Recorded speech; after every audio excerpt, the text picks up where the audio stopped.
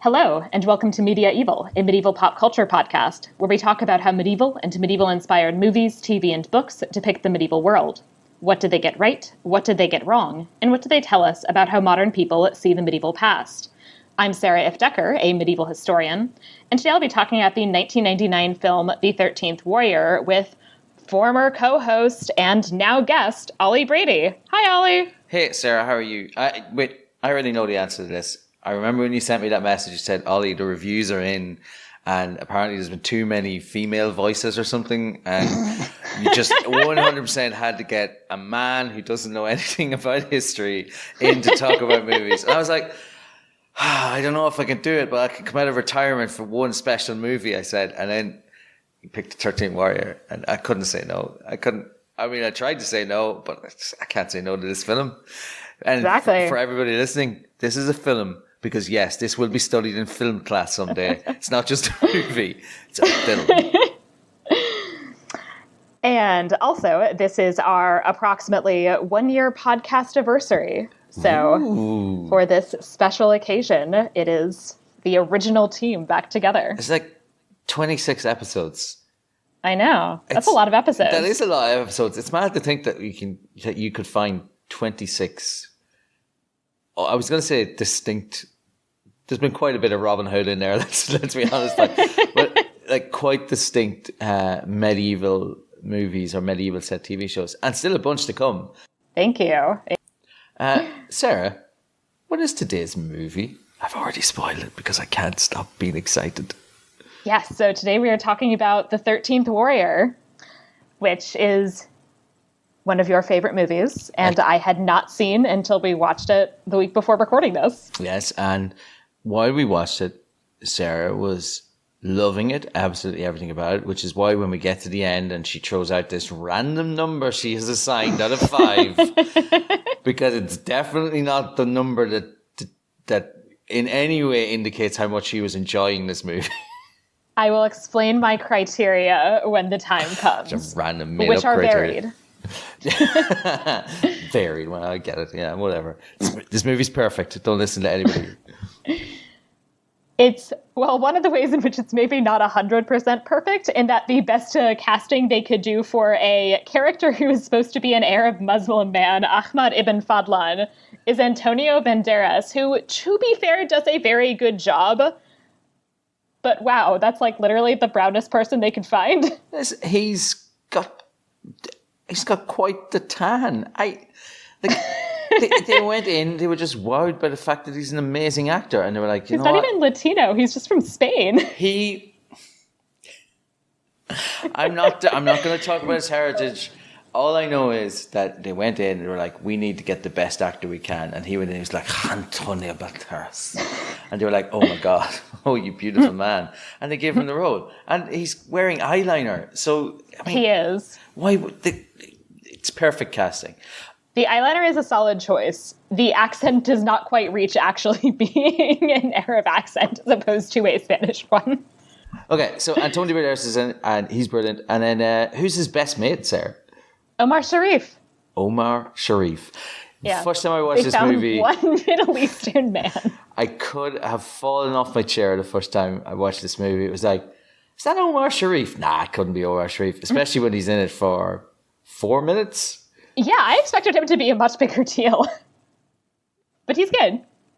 Yeah, he's a wonderful actor. He does the best with what he has at the beginning anyway. Yeah. And that then brings to an end the list of actors that I have heard of in this movie. So Vladimir Kulich plays Beowulf.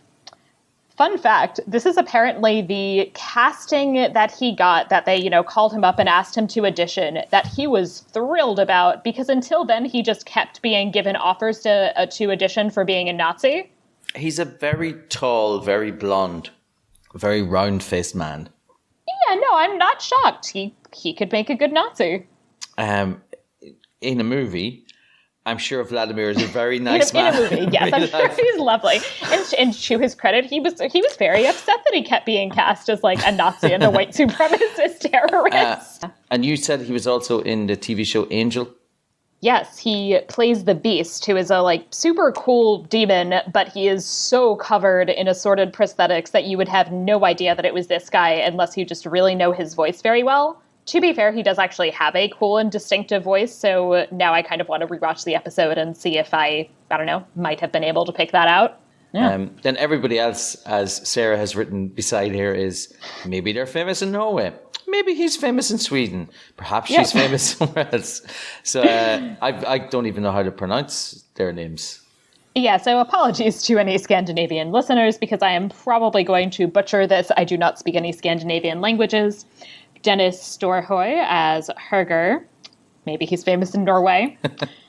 Sven Wollter as King Hrothgar. Maybe he's famous in Sweden. Also, he's an active communist, according to his Wikipedia page, so that's cool. I don't know. I mean, how active can communism be? I mean, it's not anarchism. That's true. That is true. Diane Venora as Queen Uelu. It's very important that I point out that her name is Queen Uelu. She does have a name. She does have a name, and once it is spoken, and she may or may not make it to the end of the movie, which is a very important thing on this podcast. It is. It is. And finally, Maria Bonvi as a character who, according to the credits, is named Olga, and I am just going to state right now, that is not a fact that you would know from watching this movie. Listen, it's a fact I know from watching this movie. You might refer to her as Blonde Woman, but I know her as Olga. And what do you base that information on? I gleaned it from watching the movie. I don't know if just blonde lady is named Olga. I'm sure at some stage in one of the sparkling bits of dialogue it gets mentioned. But she's definitely a named female character. All of the times that people say her name. Yeah. Before having sex with her. Spoiler alert. So, we will see, ultimately, if this movie passes the ifft test. As we move into our first section... It's the best movie ever made, even if it doesn't pass, right? I don't care. Sarah, I know we're having fun talking about Olga and how she's beautiful and definitely named several times in the movie, but I think we should start our recap.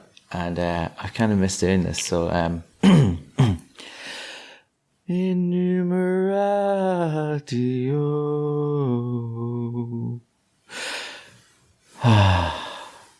So beautiful. I know. My mother will be so happy. She's missed your singing. Yeah, well... Shout out, hi, Mom. Sarah, where does the movie start? It starts with a CGI boat, a CGI Viking longboat, traveling through a storm while the Vikings laugh wildly in the face of danger and thunder. That's exactly how it starts, because Vikings are cool-ass, badass men. Are there any women on this boat, Sarah? There are no women on this boat. Exactly. Which is inaccurate. What? Actually. Is it? Oh, yeah. There were totally a lot of the Viking travels very much involved, settling in places, and there were totally Viking women on Viking longboats frequently. I'm going to take a star off this, so we're down to 6. Go, Sarah. Keep going. I think you were starting with 10, even though we only go up to 5. There is, however, one person on the boat who is not laughing in the face of danger. And that is poor Antonio Banderas, who looks like he wants to die. I love the fact that he looks like he wants to die, and it's one step away from a freeze frame of going, you'd be wondering how I got here. It's totally that. It then informs us that the way he got here, which he informs us in his, quote, Arab accent. Is a beautiful accent. It's a lovely accent. It's very sexy. That he fell in love with a beautiful woman who belonged to another man. As all women do. What? Sarah? They're just owned. This is the problem, right? We're watching a medieval set movie and we're looking at it with 2019 eyes. And yes, it's true. Not all women belong to men anymore. More is the pity. I can't wait for the Joker movie to come out. Which, spoiler that we're recording this the week that the Joker movie comes out. And it's the only thing I can see in my news feed. It's like, Joker, Joker, Joker. I was like going, oh, the absolute assholes who are going to fawn over that movie. I am probably not going to see that movie. Yeah, I probably won't either. So because he fell in love with this woman, the Caliph basically sent him off to be an ambassador to the Volga Bulgars. And the vulgar Bulgars? Bulgars. Okay. It does sound weird. That's actually the first time I've said that out loud, I think. And it really sounds like I'm talking about like dinner. Oh, they're so vulgars. The vulgar Bulgar grains. Yeah, that's true. So he is then immediately, pretty much as we see him out on his ambassadorship, is attacked by Tatar raiders. And is, by the way, my closed captioning on this is an adventure. Thank you, Hulu. So it begins with just somebody is closed captioned as shouting in native language. What language? Who knows? Listen, I understood it to be native. I don't know what Sarah thought it was, but it was clearly the language of the vulgar Bulgars. Which is, I believe, something that would be like some Slavic language, I think. It did feel very Slavic. Yeah, very, very Slavic sounding. Yeah, so he's very annoyed that he's an ambassador and he's supposed to be talking to people and instead is running from these people. Mm. He then is basically helped out of this jam that he runs into with these Tatar raiders. I'm going to continue to note their origin because I'm going to talk about it later. He is helped out of this particular jam by running into a group of Norsemen who are on horses and are very large and very blonde. Yes, it's. I think this is a good scene. It is, yeah. I'm probably going to say this about every scene in the movie, but they're getting chased by some particularly nasty-looking men. They're got their backs to a river, which looks like it's too deep to wade across, and then suddenly the bad guys turn and run away, and then everybody turns around and is like, "Oh balls! There's a Viking longship coming around the corner. What's going to happen here? Guess what? We're going to have some ambassadorial duties talking to the Vikings." Yeah. But talking to the Vikings is a challenge because there is not an immediately obvious common language. So so the Vikings they're speaking, I believe, Norwegian, which is a language that they all just would have known. It's supposed to be Old Norse. This is fine. So they're supposed to be speaking Old Norse. Ahmad ibn Fadlan and his companion Melchizedek are supposed to be speaking Arabic. They try Arabic, obviously no go. The next effort they make is Greek, which also not happening. And then they switch to Latin. And that then finally is the common language.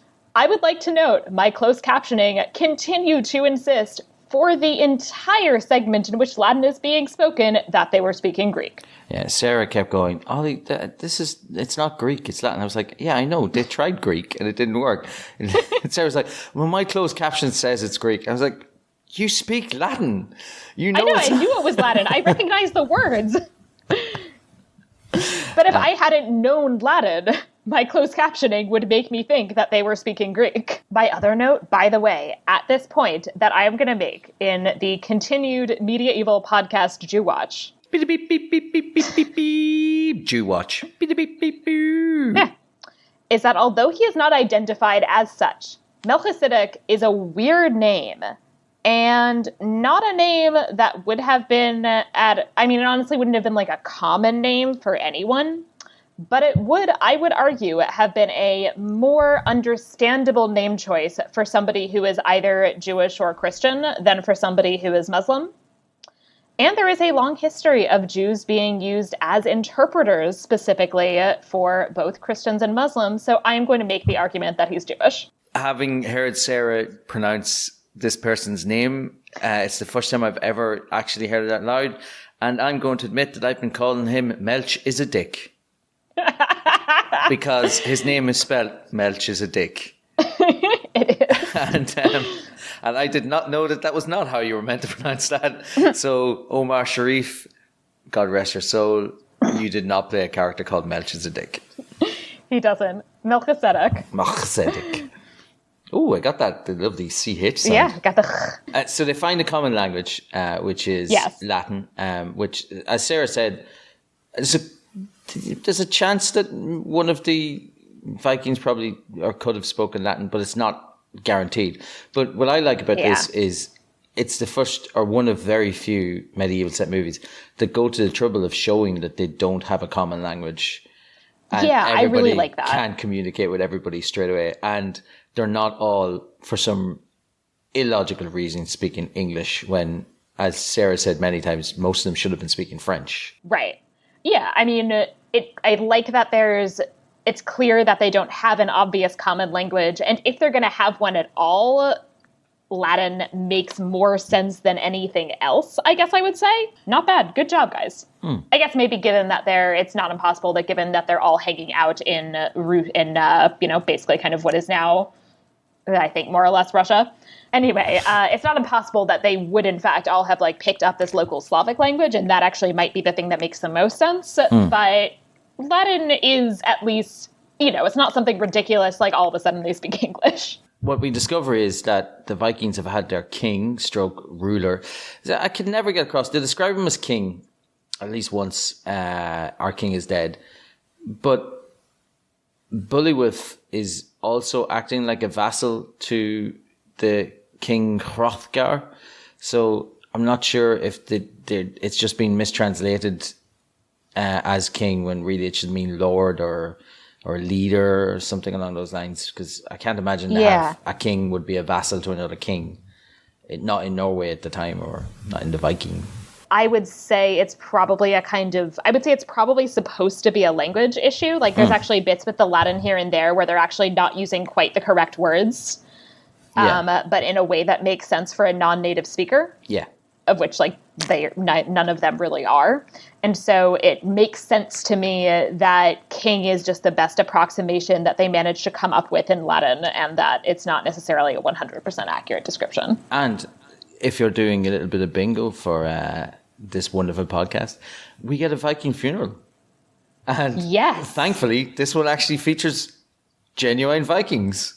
Yes, as I will talk about in more detail later, this is exactly the place where a Viking funeral best fits. It's perfect for that. And also, we'll just brush over this. The king's wife also gets killed and burned alive with him. But anyway, we move on, because that has not only it's a perfectly natural and normal thing, should be happening in 2019. That we just murder a lady and set her on fire. So his wife gets murdered and burned alive with him. Burned alive? Yeah, I think she does. She's. Oh, I thought they might have killed her first. Oh, I'm not sure if it's clear. I think maybe they get her incredibly drunk. They definitely get her incredibly drunk, and then she just dies of smoke inhalation on the boat or something when they set it on fire. Yeah. But so she doesn't survive. But she didn't have a name, so it's not really ifft worthy. The next morning, after they have a big long drinking session, we come across maybe the grossest thing I've ever watched in a non-horror movie, and that is the spit bowl breakfast scene. And for years, and I've watched this many, many times, it's gross. It's not real. And today, Sarah Ifdecker told me it's real. Yep. So I am going to later on in a subsequent segment of the podcast read a detailed description of what this might have looked like to an outside observer. But for now, let it suffice to say that basically there's a big bowl and they all use it to wash their faces in, and then they spit in it and then they pass it around. So they're discussing. There's a couple of them blow out their nose is into it as well. They're and it's it's really gross. And Ibn Fadlan passes. Yeah, he looks absolutely disgusted with it, as you would. Yeah, which makes sense. He's quite a fastidious boy. And this, I will say, this is definitely one of those bits that, even though I did not immediately know for a fact that it was a real thing, I had a feeling that it might be, because it's one of those things that I feel like was just way too weird for a modern person to have actually come up with. So, and I was right. So the next morning they're studying around and he's still trying to make communication to find out where they're going. And he spots another little Viking boat has pulled in and there's like a small blonde child there. Sarah's describing him as Aryan. I'm going to describe him as vaguely Norwegian looking. Because I'm much kinder to this movie than she is. And he's just standing there and people wonder why he's standing there. Or sorry, Eben or Ahmed wonders why he's standing there, and he gets told, "Oh, well, he's letting them know that he's not a ghost." Yes. And even though I understand what they mean by that, I also think standing there is probably something I would expect a ghost to do. Right? That's way weirder than not just coming inside and saying hi. It's like, I'm not coming in to say hello. I'm just going to stand here and say nothing and stare at you really eerily all morning. It makes it so much creepier. But we find out that he has come to tell that he's the son of Hrothgar. And he's coming to tell Bullywith, which Sarah has written down as Beowulf here. It's clearly not Beowulf. I'm just not confident in my ability to actually pronounce Bullywith, right? Bullywith. But his father's kingdom is in danger and he needs help. So they're like, we have to go. So they go and contact their oracle, who says that we need to take 13 warriors. So she's asking for people to volunteer. And we get 12 volunteers. And then she lays down the clinker, Sarah. He must be no Northman. Ooh, who's hanging out there who's no Northman? Yeah, the 13th warrior. Ahmed ibn Fadlan. Has to be Ahmed ibn Fadlan. I'll get better I as we go also love, by the way, that Melchizedek, who is still there at this point, is a very committed translator, including that he translates basically them just counting along with the volunteer, with the people volunteering themselves. It's a brilliant scene. I'm pretty sure he could have figured that one out. I don't know. Do we know he could? I mean, he didn't understand that a woman belonged to another man, Sarah. He might not be good at counting. He's not the best. So how many men can a woman sleep with in my society? What? Wait, I've lost count. So they ask him what his name is, and he says it's Ahmed ibn Fahlan ibn, and then I can't remember what the third name that he says there. And then because he's speaking his language and they don't, they're just like, Ibn, we'll call you Eben. And he's trying so hard, bless his heart, to explain that Ibn means son of, which it does in fact in Arabic. It's actually the same word essentially as the Hebrew cognate is ben. So if you see a Jewish person referred to as so-and-so, ben so-and-so, then that means son of as well. Mm-hmm. Hurry to meet death before your place is taken. That is a super cool line. It's a cool line. That's what I'm going to say to any student in my class who needs to get somewhere in a hurry. I'll be like, no, hurry to meet death before your place is taken. I'm just going to write that on the board before my next exam. That would be a pretty cool thing to write on your board. What is this, Dr. Decker? Well, I wouldn't want to be the last one out of this room today. Exactly. So, and the other thing, which I really enjoy before they set out, is that the Vikings are having a grand old time making fun of Ahmed's horse for being very small, and including the comment only an Arab would bring a dog to war, which is vaguely racist sounding, but also, the kind of joke that I could see somebody making in the Middle Ages, to be honest. And they then start barking at the horse, which is legit pretty funny. It's pretty funny. The horse goes by, ruff, ruff, and then he's like, what? What are you doing? Oh, they said your horse is very small. Which is excellent. It's just like, why the fuck is that dude barking at my horse? So then we get a little travel montage, which shows them sitting around various campfires, and then in the boat a couple of times. And to me, I think it's showing a perfectly natural way to learn how to read or speak somebody else's language, which is just to as Sarah says, just to stare at their mouths. Just really intensely, you just stare at somebody's mouths and then just eventually you understand what they're saying. That's how it works. The trip to the north has taken an incredibly long time. So so what we see is 3 bonfires and 2 little sets in the boat. But in reality, that is months and months and months of time. So he's a very intelligent man and he's been listening to what they're doing, and he is listening and he's learning their language. So every now they're still talking in Norse, and every now and then some words will come through in English, which is what, we can understand.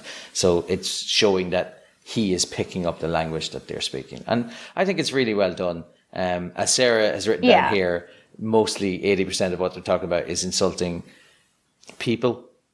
Women. Specifically women. It's insulting people. Guys, I understand this is bad, and I know I love the movie, and I'm going to try and stick with the joke that there's nothing wrong with the movie. But yes, the gender politics in this are pretty bad. But I mean, in this perfect movie, Perfect Natural Thing, they insult all types of people with their conversations, and he's listening and he's picking up on the insults. They're constantly throwing stuff his way, and eventually somebody says something about his mother. I think the guy says something like this one's mother is over there. And then, Sarah, how does he respond? He responds by then calling them a pig-eating son of a whore. You pig-eating son of a whore. And the whole crowd just hushes. What's going on? How do you speak our language? And he's like, I listened. And then that's at that point, then we've broken the language barrier and everyone can speak English, which makes things an awful lot easier for us troglodytes who don't want to read subtitles. And I do think overall a lot about it works. I just think that like an actual learning a language involves a lot more like actually trying to communicate with somebody and then like pointing at things and being like, this is how I like tell, I like, this is like how I say tree in my language and all of stuff like that. Yeah. But I do think the like emphasis on like language immersion over the passage of time as being the way in which he learns the language is cool. And I think the staging of it with it kind of gradually turning into English works really, really well. Yeah. And then that's where we learn that Beowulf, and definitely not Beowulf, says is maybe smarter than your average Viking, maybe more worldly, because when he sees Ibn or Ahmed doing this, he says, he seems interested, and he's like, oh, great. And he's more accommodating, more friendly towards him. Then when they finally land in Norway, he says to him, you can draw sounds. Yeah, and he says, I can draw sounds and I can speak them back so I can write and read. Yeah, so Beowulf says, show me. At which point he writes in the sand in Arabic, there is only one God and Muhammad is his prophet. And did he write that accurately, Sarah? It looked about right. It was kind of hard to make out the words written in the sand, to be honest. So Ahmed does this for him, and Beowulf kind of looks like, I'm nodding my head. I realized I was nodding my head on a podcast. So he's like nodding his head like, oh, okay, I got you. But it's very interesting that that's Beowulf trying to make this thing. And then when they finally get to their destination, the first thing he does when he gets out in the sand, so it's meant to be 3-4 weeks later, whatever it happens to be, he writes it out for Ahmed. And then Ahmed's like, oh, so it's saying, and you can really see that Beowulf is trying to learn to, to better himself, to be more intelligent, to be a better Viking overall. Yeah. Although I will say, if you're going to learn an alphabet and learn how to write, Arabic is not the one I'd pick as your starter. It's really hard. And Sarah, would the Vikings have been interested in Islam like this? They would have. The Vikings were very much aware of Islam, arguably more interested in Islam than they were in Christianity. And there's even a Viking grave that was discovered where somebody was buried with textiles that included, material in Arabic, such as, saying there is only one God and Muhammad is his prophet. Mm-hmm. And it is possible that there are some Vikings who either converted to Islam or had these kind of syncretic religious practices that incorporated aspects of Islam. That's fascinating. If you'd asked me this before, even before seeing the movie and before talking to you about it, I would never have paired Vikings and Islam in any way, shape, or form. Especially because the white supremacists love them some Vikings. Yeah, but I will say I do really, really like that aspect of this movie, that this movie really emphasizes the fact that, like, Vikings and Muslims did indeed come into contact with one another, and that this was not an abnormal thing. Yeah. So, whereas most movies that have the Vikings come into contact with another culture, it is with Christians. And also with just killing them. Because that's what Vikings did, apparently. So, a couple of cool things that happened before this, because I was just going through Sarah's notes here. Ibn, or Ahmed, is incredibly seasick because he probably has never been on the open seas before. So it would make sense for him to be in a longboat and vomiting his ring up. Now, at some point, he's like, shouldn't we stick closer to land? And they're like, ha, ha, ha, no. No, we don't have to. They get very worried about dragons when they're in the in the fog. And there's a bit where they were shouting Odin really loudly. And Sarah's dog thought that they were calling her, which I thought was adorable. It's like, it was very cute. You can see the ears just pricking. Oh, what's this? Oh, they're calling me. No, your name is Opie. It's not Odin. Got the first syllable, but then we went in a different direction. So when they land, he gets given a sword, and he's like, "This is too heavy. I can't even lift it." It just run, grow stronger. Grow stronger. That's exactly what I imagine a Viking would say. So could be a motto on a t-shirt. That is true. And then a guy shows up, and they can smell him through the woods, and they describe him as an oiled, silk-clad messenger boy. And he looks like he's about 50. Like, there's definitely some age weirdness going on here. And they show up at Hrothgar's, I was going to say hamlet, but I think it's meant to be a stronghold. I would go with hall. Hall. As the time-appropriate term. It's just not a very well defended one. So they talk about the fact that they might have to build some fences to put in some basically something to help protect the entire town. And one of them just responds with, "I don't want to build a fence. I'm not a farmer," which is the correct way to think about being a farmer. I'm not a farmer. What am I, a farmer? I wear a tuxedo after 6 o'clock. Nice 30 Rock reference for all of you there. So they talk about what the particular danger is facing them, which is the Wendol, who are just monsters, I guess, in terms of how they're initially presented. They basically just kind of sound like Predator. And it's definitely the Wendol and not the Grendel. Wendell, definitely. Because he's Bullywhip, he's definitely not Beowulf. Wendell. They're legally distinct. Completely distinct. The writers of Beowulf cannot sue. Different enough to be legally non-suable.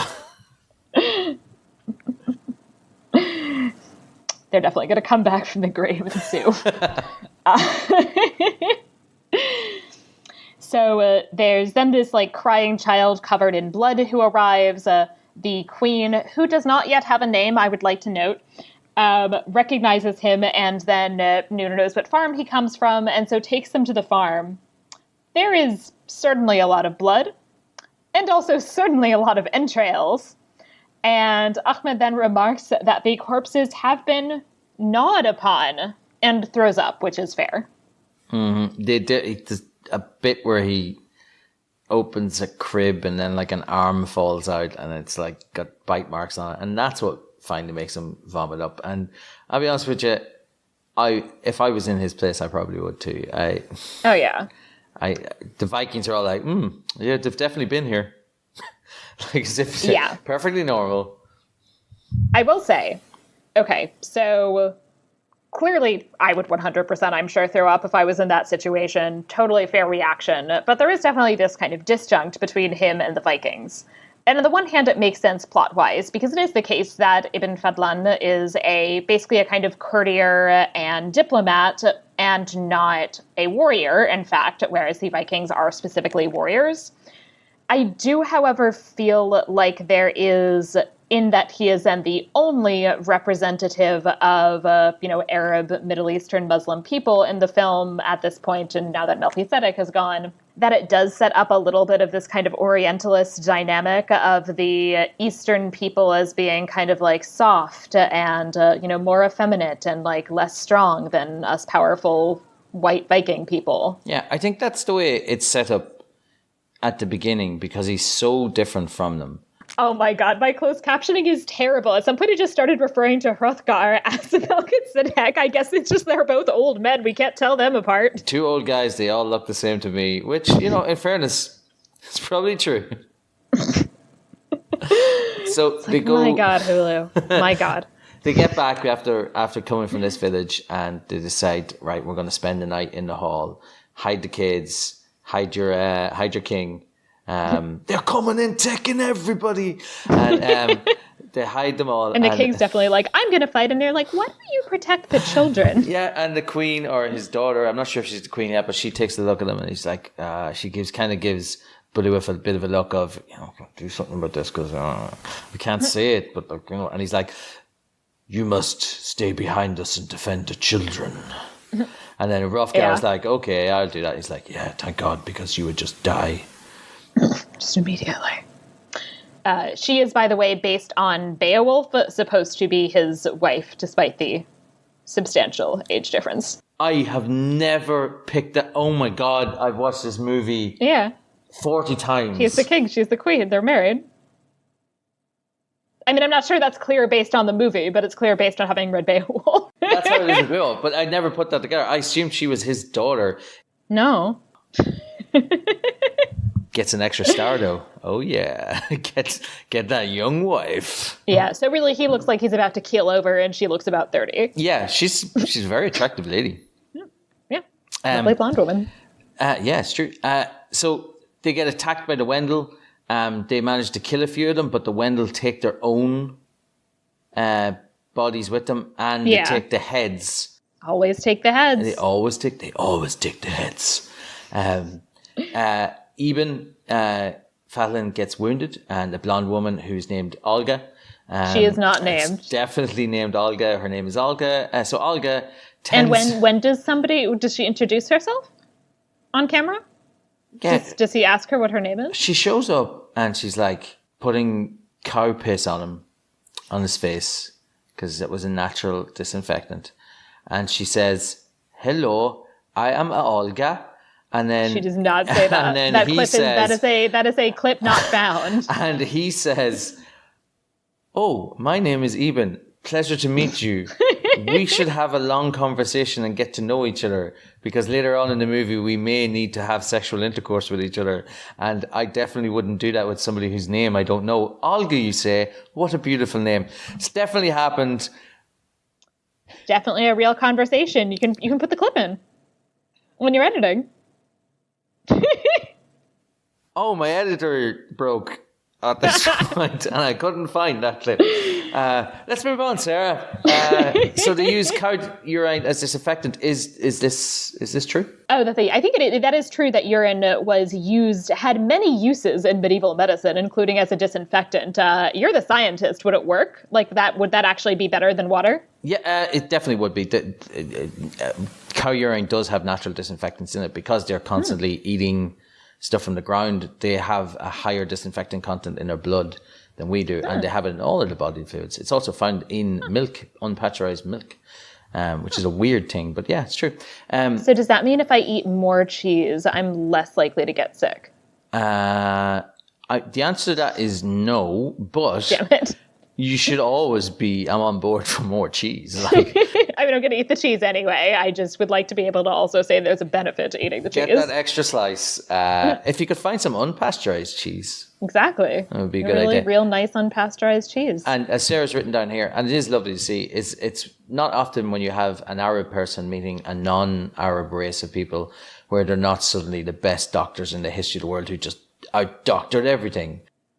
Right, and it's very much like Cadfael has this thing where he went to the Middle East, and so now he knows all of the medicine, and anyone who he looks at for 3 seconds is definitely going to be healed, even if they got stabbed in the gut. Even they're prepared for war at this point because they know that they're going to attack again. and he goes and he has this giant sword which he can barely hold. So he like basically just falls over. He just falls over. He picks it up and it falls over because it is a very, very large sword that he's got. So he goes and he gets it cut into a smaller curved blade, almost like a scimitar. Indeed. But much closer to a cutlass when you actually look at it in action.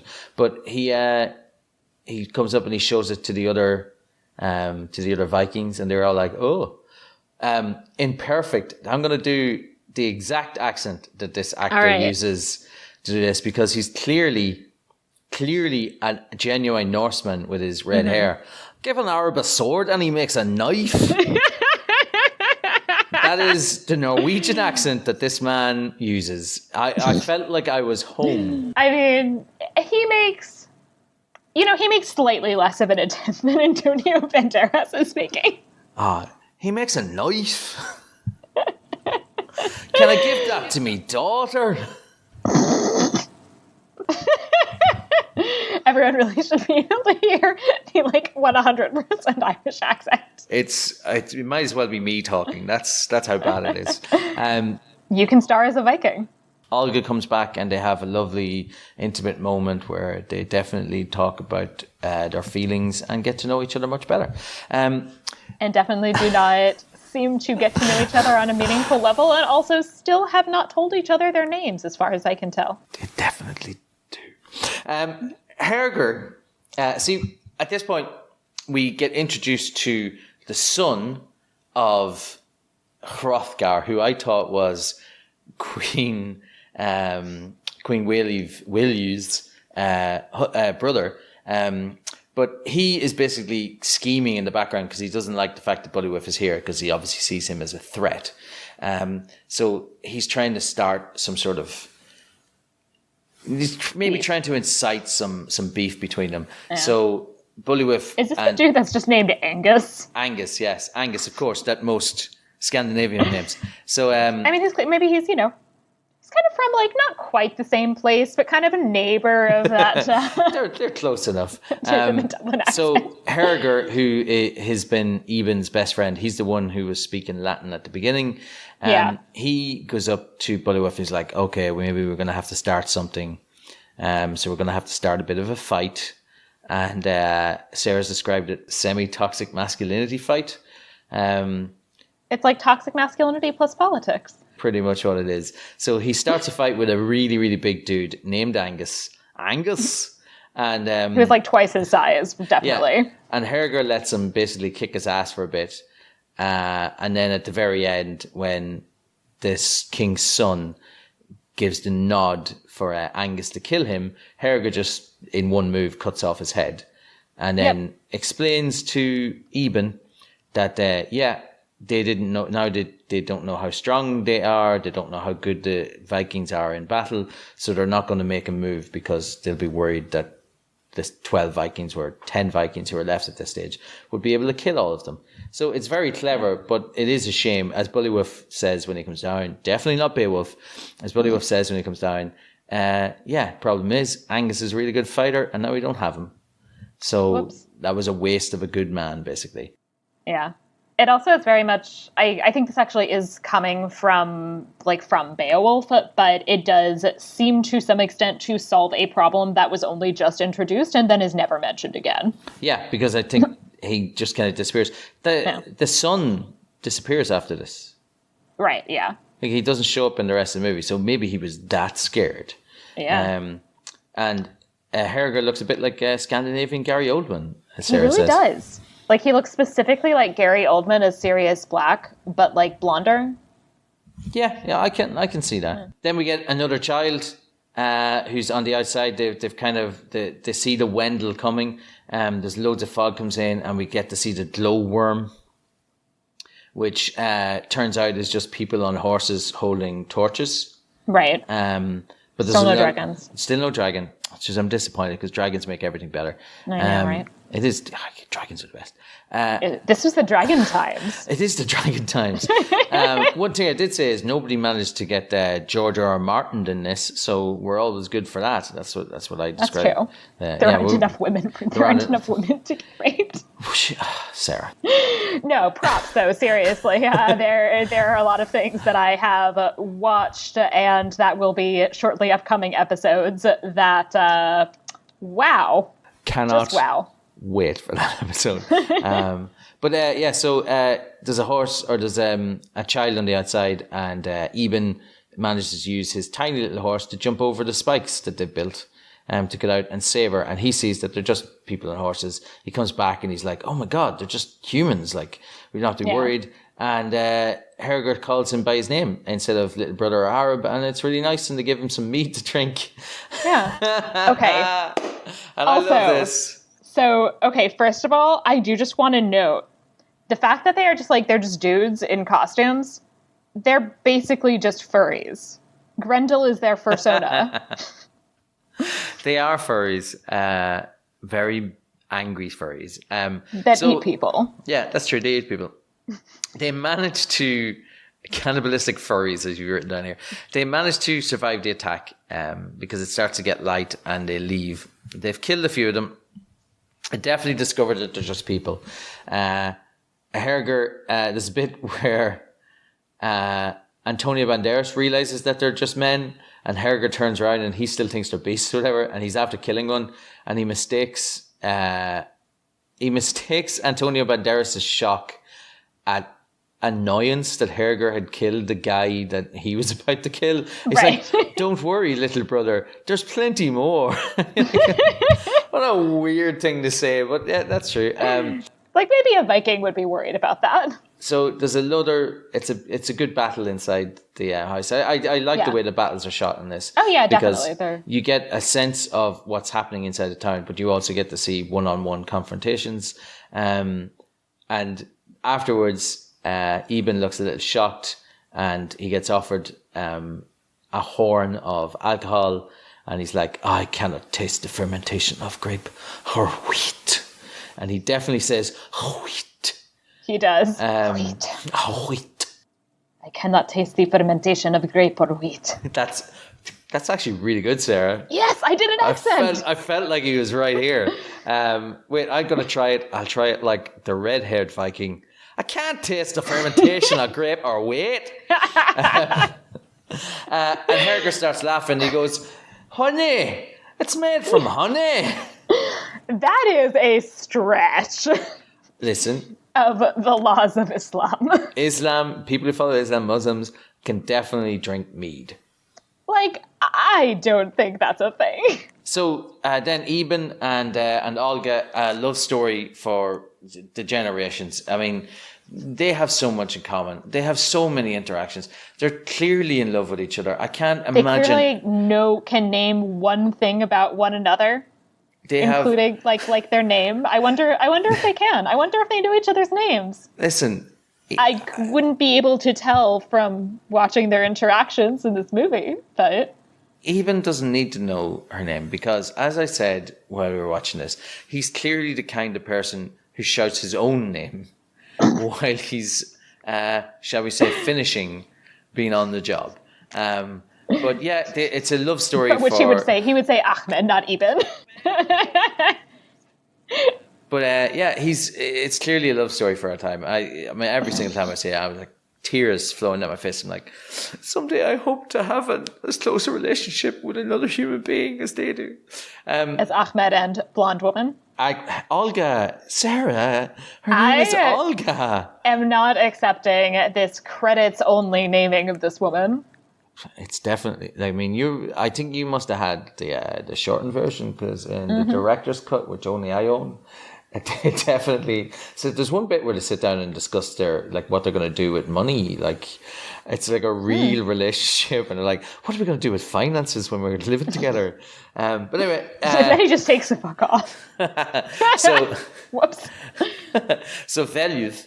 The Queen says we better go talk to the Oracle. Oracle obviously being another woman's name. Oracle is not a name. Oracle is a title.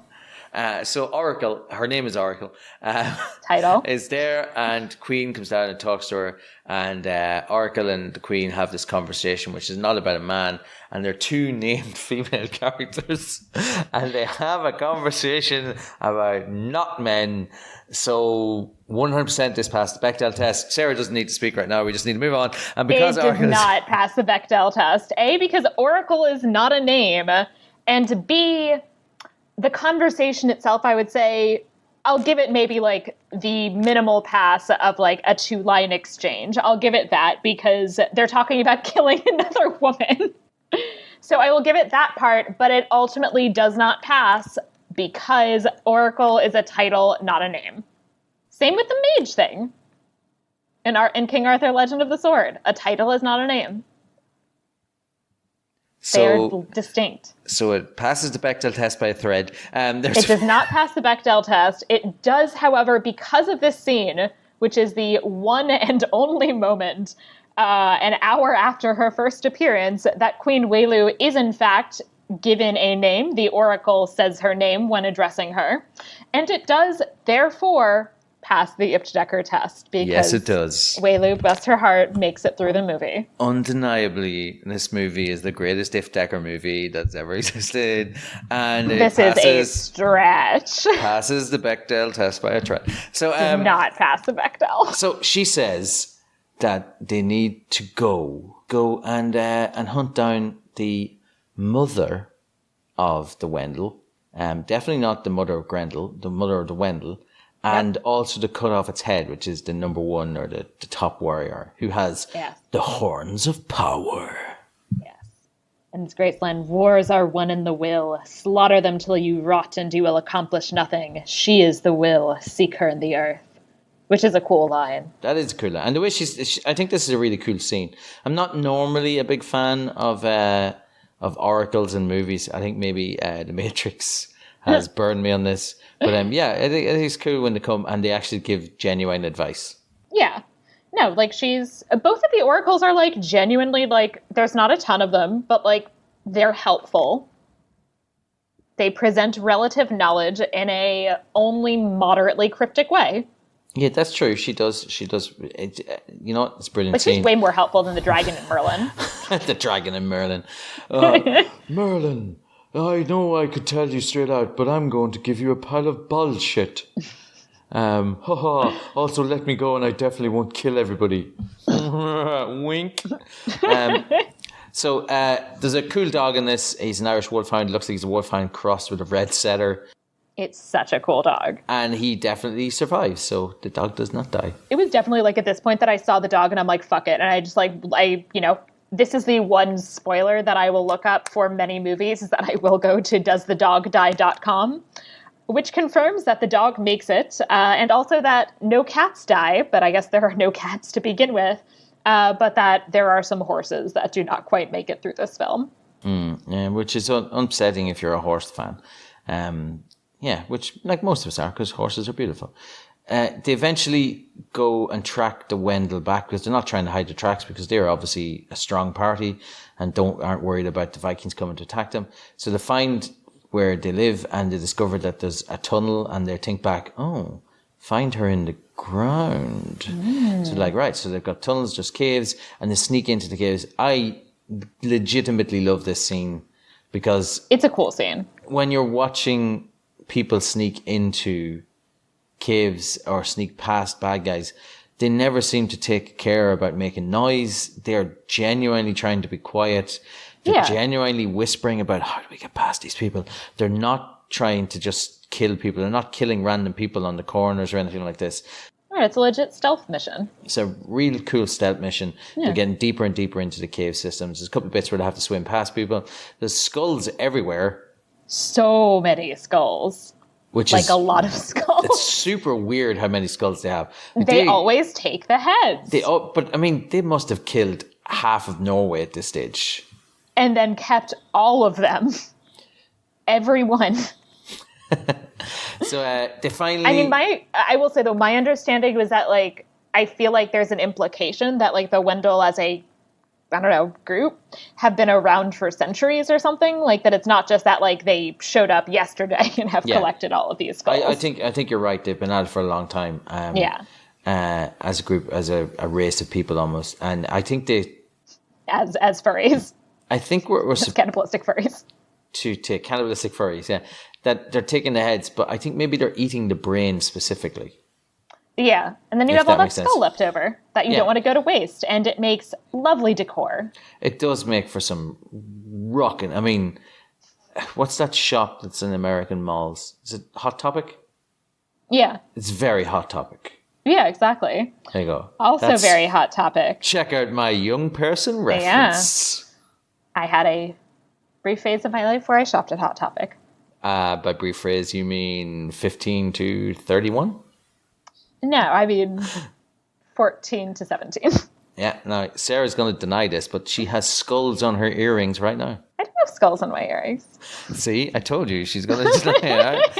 I mean, and it's not a visual medium, so there's no proof. There's no proof of it this whatsoever, but it's either skulls or some sort of tassels. I don't know what it is. It's tassels. I'm going to say skulls. But they eventually get in there. They have to swim, and they find the Grendel's mother. She feminist icon. They start to get attacked. Gwendol, the children of the Wendol. And they go in and I called her Grendel. I mean, Wendell. It's definitely a different thing. And they go in and Beowulf goes down to take her on one-on-one. This woman has fucking style. I love her. She's my hero.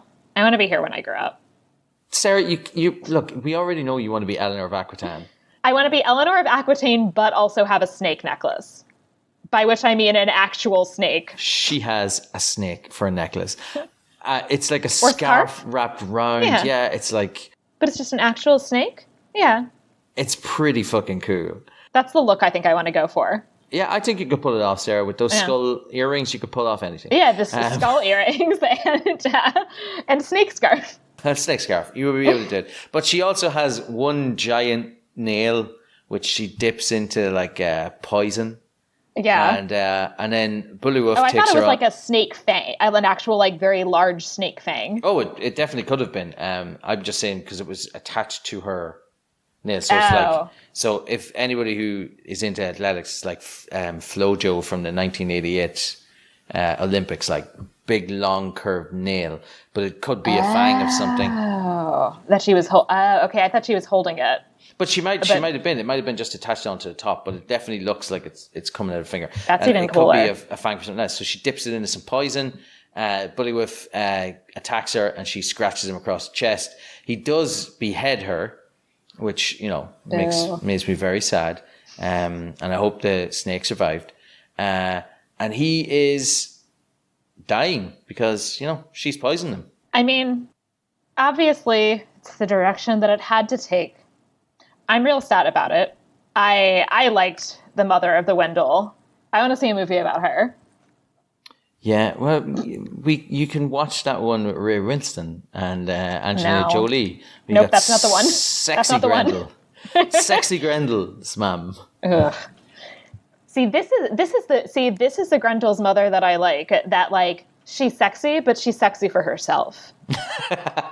She's not doing it for a Beowulf. Yeah, she's not trying to seduce Beowulf. She's just like sexy by herself with her snake scarf. Yeah, so all of the Wendol are coming to attack them because their mother is dead now. They get chased further into the cave. They come to a point where they think they can hear running water. And there's a little river, but it kind of disappears into the ground. They're like, oh crap, reflect. And then somebody's like, wait, that sounds like the cliffs. And they did hear the cliffs earlier on. It's a thing it's called back to earlier on in the movie. And they decide to try and make a swim for it through a little cave.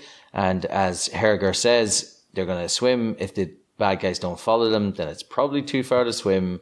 And, you're going to die anyway. So you might as well make an attempt for it. But they manage to escape into the ocean.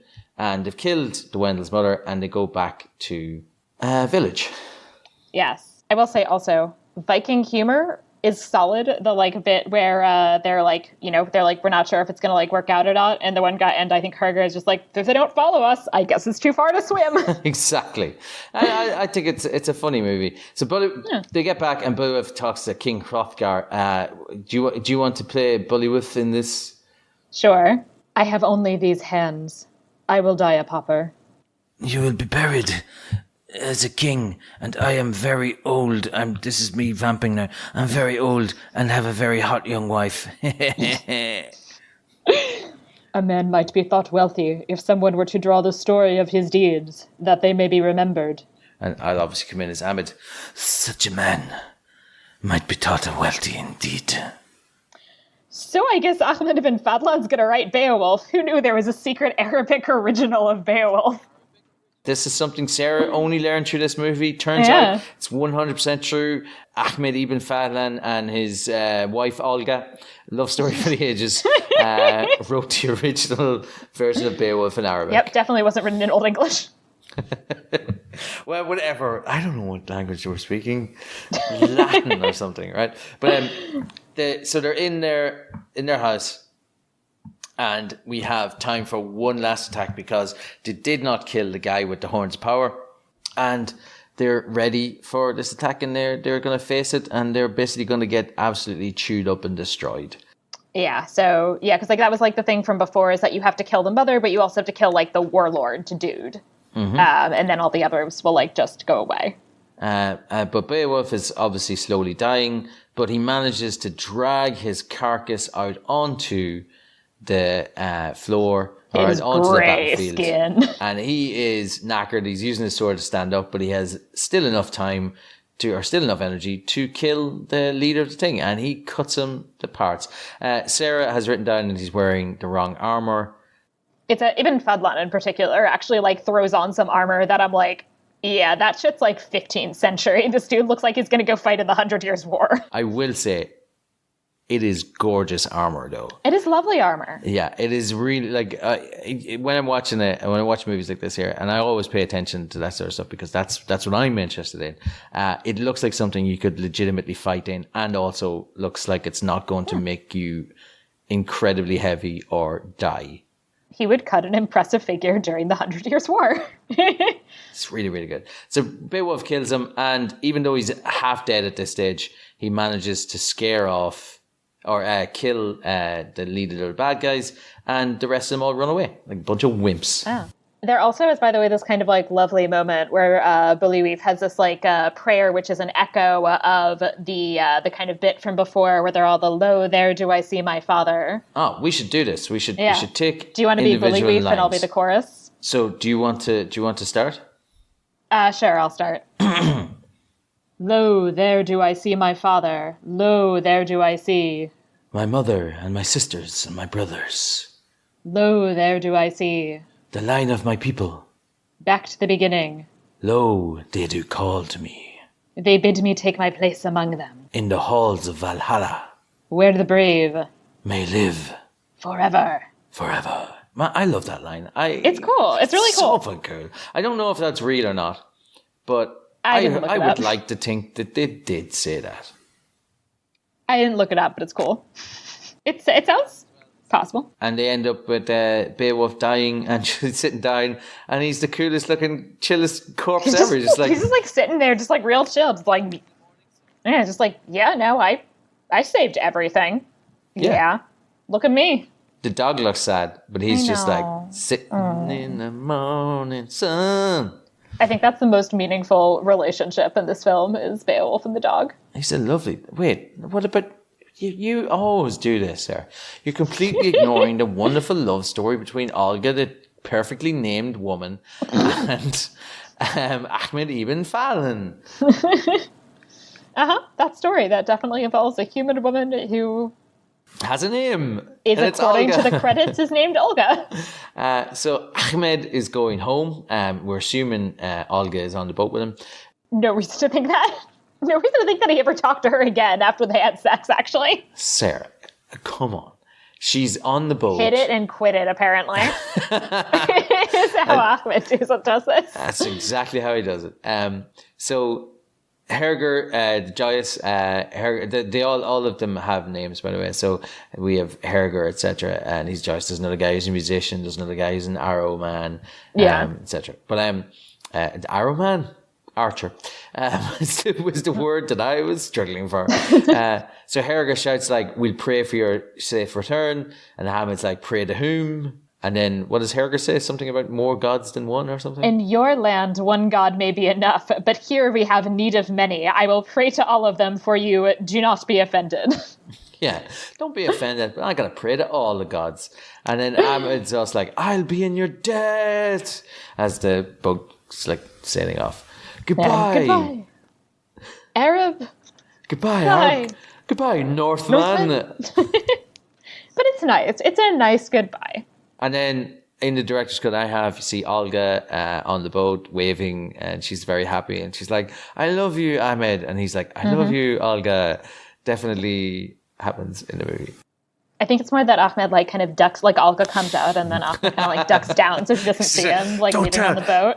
And then he like goes up to her and she's like, "Hey, where's I think his name is Ahmed. I heard you saying his name. He never bothered to introduce himself." And Helga's no, he's gone. No, Helga's like, "Oh, he's definitely on the boat. Got ya." He's gonna rinse his buddy. But yeah, that's it, and that's the end of the movie. Oh, sorry, we do get to see Ahmed writing The Arabic Beowulf original of at the Beowulf. end, just signing it off as the end of Beowulf. So yeah, that's the end of the movie, and yeah, it's perfect. It was a lot of fun. I genuinely enjoyed watching it. We now get to the next section. I haven't sang this in a while either. I have to get it. This is where we get to talk about what the movie gets right, everything, and what the movie gets wrong, almost nothing. And it's a section that Sarah calls "There It Falls So." And that's going to be longer than the falso section here, because everything's, although I am looking at it now, there's an awful lot of falsos coming up here. Sarah, what does the movie get wrong? So at the beginning, there's a map. Yeah. And according to this map, Baghdad is like in the middle of Russia.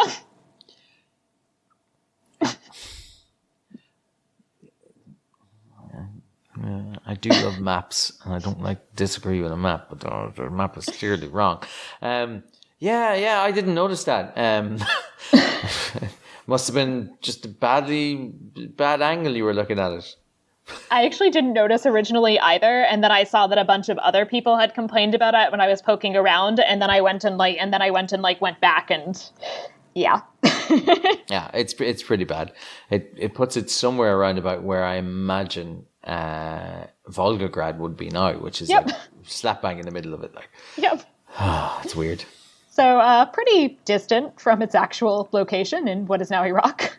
Mm-hmm. Unfortunately, also, the conflict that sparks the beautiful friendship between Ahmed ibn Fadlan and the Vikings would have been a bit challenging because it is sparked by the attack of the Tatars, a group who are not known for being raiders in the Volga region until the 13th century. Well, these guys just got a bit of a head start. If there was anybody who was a raider at this point, it probably would have in fact been the Vikings. Although they were there mostly for trade, to be fair. And again, just for people listening, I'm going to pretend like I'm disagreeing with Sarah. But yeah, she's 100% right in all of these. But she doesn't know this. I'm editing it in afterwards. Sarah, I don't know. I think you're wrong about that. I think all of those Tartars, those vulgar Tartars, were probably around all the time. Well, they are probably mostly descendants of people who would have been there at the time. Those people were the Volga Bulgars, who had formed a kingdom and enjoyed a very cordial relationship with the Muslim ambassadors whom they had invited, in part because they all wanted to convert to Islam. I will never not find you saying Volga. Volga Bulgars. The Volga Bulgars is the funniest thing we've come across in this movie. I keep trying to not say the Vulgar Bulgars. That's what it sounds like. It's hard. We have already discussed the armor issue, which, well, it's an awkward mishmash between like a kind of variety of stuff from the 14th to the 16th century, and definitely none of it would have been even the slightest bit familiar to a Viking or Arab of the 10th century, which is when this movie definitely takes place. Yeah, even I can't defend this one. The armor is such a weird mix of, well, basically 5 to 6 centuries later stuff that definitely wouldn't be around. I do think it looks wonderful. But there are also some little details here and there that they got right, which I appreciated. So first of all, he has his sword made into, so you made the argument that it ultimately does look more like a cutlass than a scimitar. Yeah, it does, definitely. But it's meant to be a scimitar. It's meant to be a scimitar, and if we take them on that point, then the scimitar, although it does become more popular later in the 14th and 15th centuries, it is attested by the 9th century in the Abbasid Caliphate, which is where Ahmed ibn Fadlan would have been from. So, one thing I will say, I'll stick in a falsehood here. You can't take a sword, a broadsword, and then just grind away at the edges to make another sword which is structurally sound. Yeah, not surprising, but that is not how swords work. Does look super cool though. It does. And it does make sense that would have been the sword that he might have wanted, even though the way in which it is made is not possible. Yeah, and he does use it very effectively. After that point, he at very least holds his own in all the sword fights he's in. One thing I will say about this, and this is me admitting something, I tried to buy one of those swords for quite a lot of money in 2006, and I got outbid on it. And I was very disappointed. But it came up for auction in an auction house in Dublin, and I went after it and couldn't get it. But maybe one day. Mead would have indeed been drunk by 10th century Norsemen and is mentioned in Beowulf, the actual text that is the loose inspiration for many of the details in this film. I concede that there are some similarities. Mm-hmm. I would say, okay, so Viking ship burials, this is literally exactly the best possible context in which to put the Viking ship burials with the fire and everything. Yeah, because our best account of that is from the writings of Ahmed ibn Fadlan, who is a real person, who I will talk about in more detail shortly. Is that a spoiler as to who we're going to talk about? Spoiler for the next segment, yeah. So this is exactly where it belongs, is precisely, literally at the moment in this, the time and place that it is put in this movie. Yeah, that's brilliant. Well done, 13th Warrior. Because that's actually the thing with them in general, is that we're not always sure to what extent those details that he sees are necessarily always quite the same as the Vikings, as the ones practiced by the Vikings, who were basically at that point just in, say, Norway or England or various other places, because the Vikings that were in Bruce had been kind of like been there for a while. Mm-hmm. And also there's potentially some debate about whether it's actually the Vikings, but most people think they're the Vikings, I think is my impression. But yeah, so it belongs there. And also the Vikings Cirrus, that there's a couple of these like Cirrus oracle figures. And the Vikings did indeed have some highly respected women seers who they believed to have various supernatural powers. And there have been some graves discovered in Denmark and Sweden that are thought by some to be graves belonging to these Cirruses, that include objects like amulets, bird bones, some wands and staffs, and seeds that belong to hallucinogenic or otherwise mind-altering substances, including henbane and cannabis. Mm-hmm, mm-hmm. That could just be my bedroom up there. One thing, when you say bird bones, would these have been ones that had runes scratched on them that they then threw, and then whichever runes kind of showed up almost like dice, or was it evidence that they'd slaughtered chickens? It was closer to the former. I don't think they all necessarily have runes on them, but they would have like thrown them onto the ground, and then the pattern in which they fell would have been symbolically significant. I've always found that area of predicting the future genuinely fascinating. Yeah, because it seems like the most esoteric thing. Those two crossed, and that means it's going to be a death. And like, if you throw out a set of bones, the chances of two of them crossing are very high. I mean, then again, somebody's probably going to die. That's true. Yeah, if you're in a Viking world, it's probably better than even odds somebody's dying in the next day or so. No. The bigger thing I would say that I really liked about how this movie depicts the medieval world on a kind of broader, more meta sense is that it does have a lot of emphasis on this moment of intercultural interaction and contact, which is, I would say, ultimately not a hostile one, but also one that is often riddled by misunderstandings about one another, that's riddled, that has involved some kind of like light mockery of one another, but that, you know, is ultimately a kind of working relationship that is in many ways positive. And I think this idea that there are people who don't have the kind of modern ideas of tolerance, but that are able to kind of work with one another, they're very much aware of their differences and sometimes mock their differences, but that they are able to still, you know, continue to interact on a relatively friendly basis. I think that actually is probably pretty true to what a lot of intercultural interactions might have looked like in the medieval world. Yeah, it's genuinely interesting to see that happening. It's also, for me in particular, just to sit down and watch a movie that isn't presented in any way, shape or form, anything to do with Christianity. Yeah. It just doesn't exist. It's totally in the movie. irrelevant. It's irrelevant in the movie. When you take something like The Physician that we watched, where he was a Christian pretending to be Jewish to fit into the Islam world, and it felt really forced. Right, like, why did we need to have this be through the lens of a Christian? Why couldn't it just be, like, some Jewish dude who became a doctor? Yeah, it was good to see a movie that doesn't have somebody at any stage going, oh my God, or for the love of Jesus, just thrown in for no reason. It's the 10th century. Not everybody is Christian. The Vikings are very much aware of and interested in Islam. You were saying that you think this is somehow connected to Beowulf?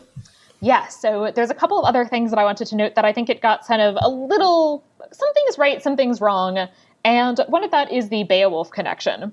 So this is I guess I would say, loose retelling of the Beowulf saga, which is known for being one of the, I guess, one of the most famous Old English epic poems.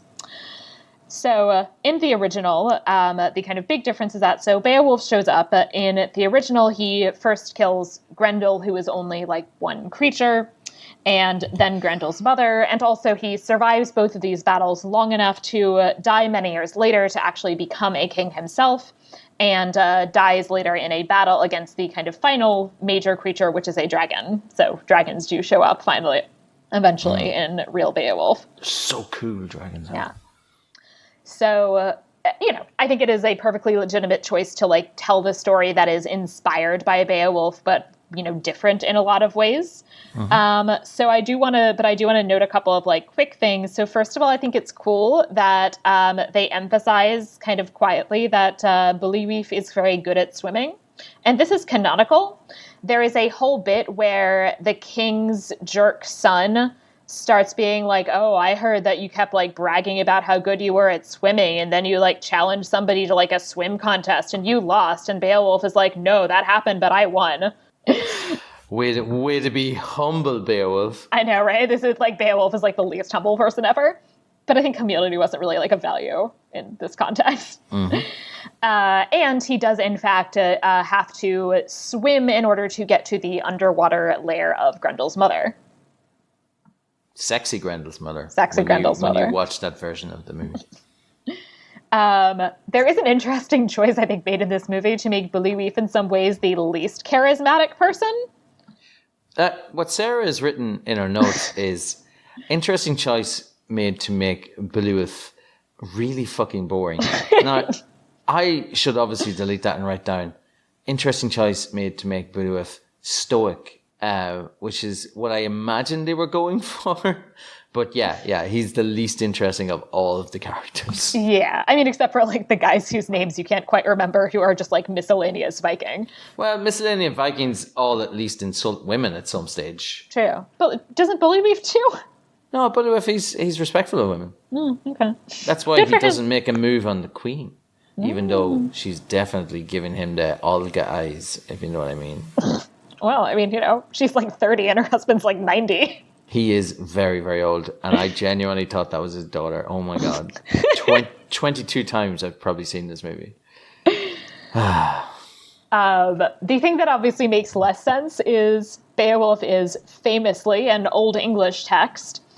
So it is not super likely that there's like an Arabic original of Beowulf that then made its way over in time to then be translated into Old English and appear in our first version that we have written of Beowulf, which dates to the late 10th, early 11th century. Unlikely, but not impossible. I mean, I can't say how it would have happened, but, who knows? However, I will say the timing in general is potentially also kind of questionable. Although that kind of depends on who you talk to. So, Ibn Fadlan and this story in general is clearly in about the kind of early to mid-10th century. The earliest Beowulf manuscript does date from after that, so they'll kind of late 10th into 11th century. But there are a number of scholars who do believe, and this used to be the 100% standard idea, and then now there's kind of some people who think that it's later, some people who think that it's earlier, but there are a number of scholars who think that it is an 8th or 9th century kind of original text, or that it would have had a kind of oral form at that point and then been later written down, but that I would say a decent amount of scholars do think that it is earlier quite a bit than the 10th century, and as well that if you read Beowulf, it feels very much rooted in the kind of cultural norms and ideologies of, of England at this time, or kind of Scandinavia at this time, which is very closely connected in a lot of ways to England.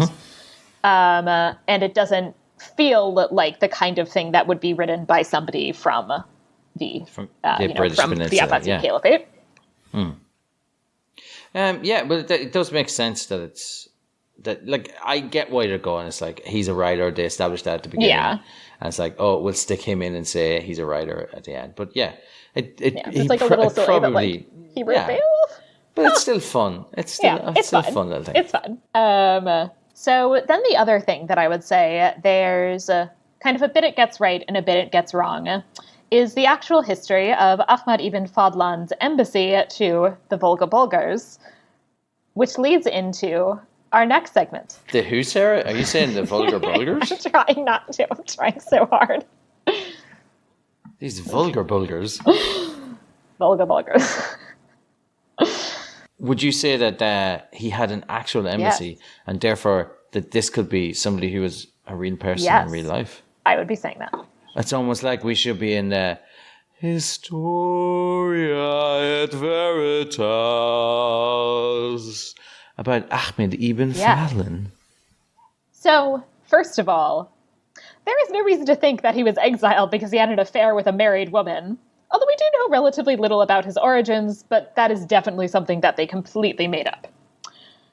There is every reason to think that this is just like his job, that he is a diplomat. Mm-hmm.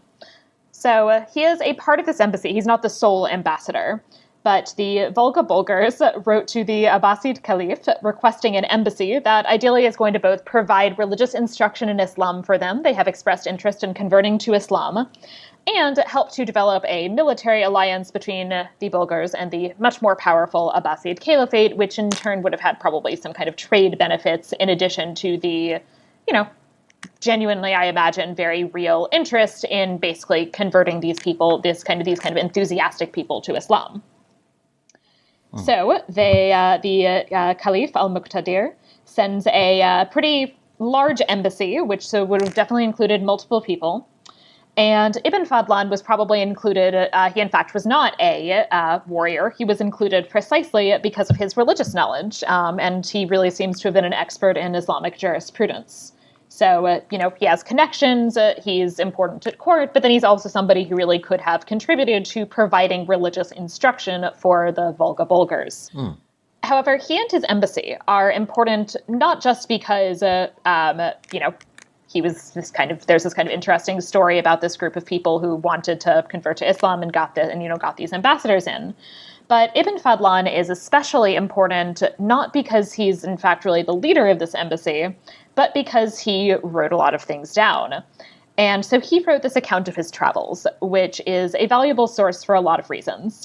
First of all, if you're interested in either this region or the Islamic East, if you're interested in medieval travel and encounters between people of different faiths and cultures, or if you are interested in the Vikings/Norsemen. And that is because Ibn Fadlan recounts his meeting with a group of traders who had set up camp along the Volga River. So he refers to this group of people as the Rus, but based on a kind of combination of the description and what we know about the Norsemen who were in the region at this time, they are generally assumed by most people to be Norsemen, in fact. The spitting definitely comes from this text. Oh, yes. Yes. So Sarah told me she's going to read this out, and okay. Yes.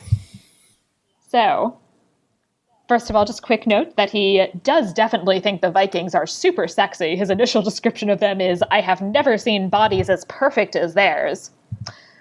But the sexiness is... Come over here, Ahmed. He's never seen you. Ultimately, I think the sexiness is a little diminished by some of their habits. As he says, they are the filthiest of all God's creatures. They have no modesty when it comes to defecating or urinating, and do not wash themselves when intercourse puts them in a state of ritual impurity. They do not even wash their hands after eating. Indeed, they are like roaming asses. They arrive, moor their boats by the Itil, and build large wooden houses on its banks. They share a house in groups of 10 and 20, sometimes more, sometimes fewer. Each reclines on a couch.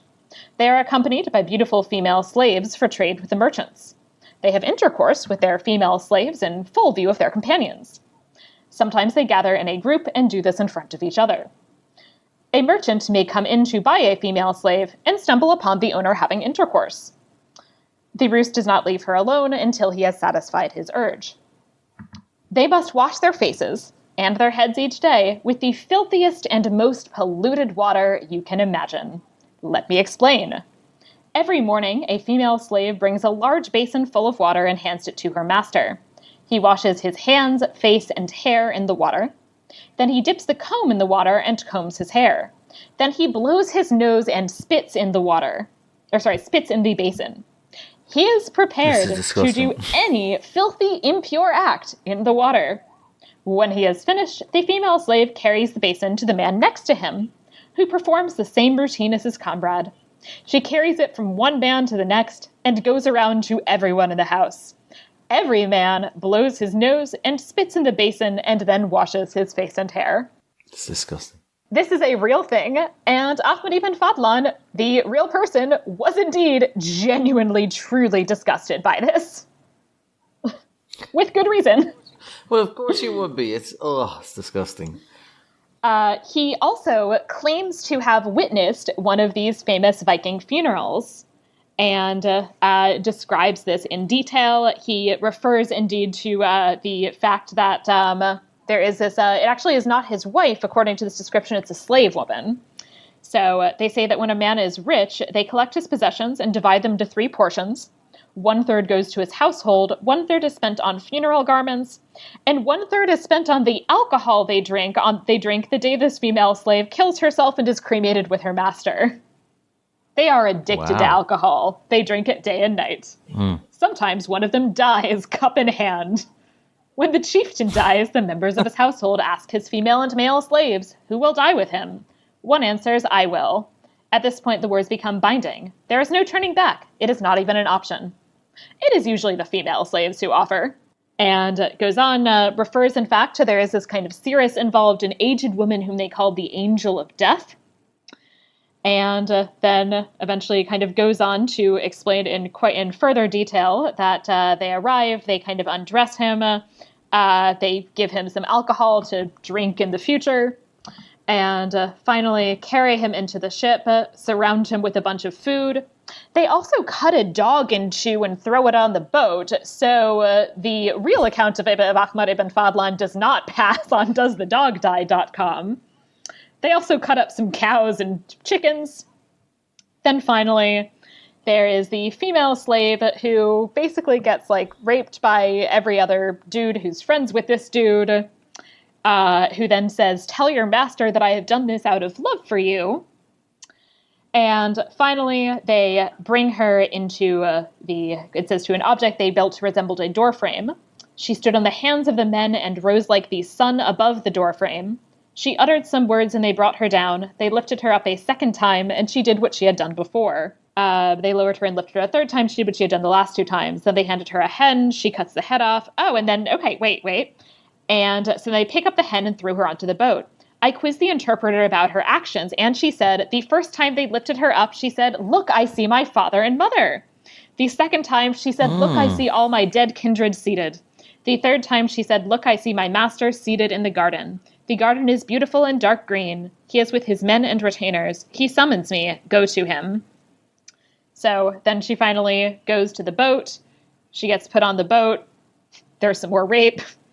And then the deceased's nearest male relative comes forward. He picks up a piece of wood and set it alight.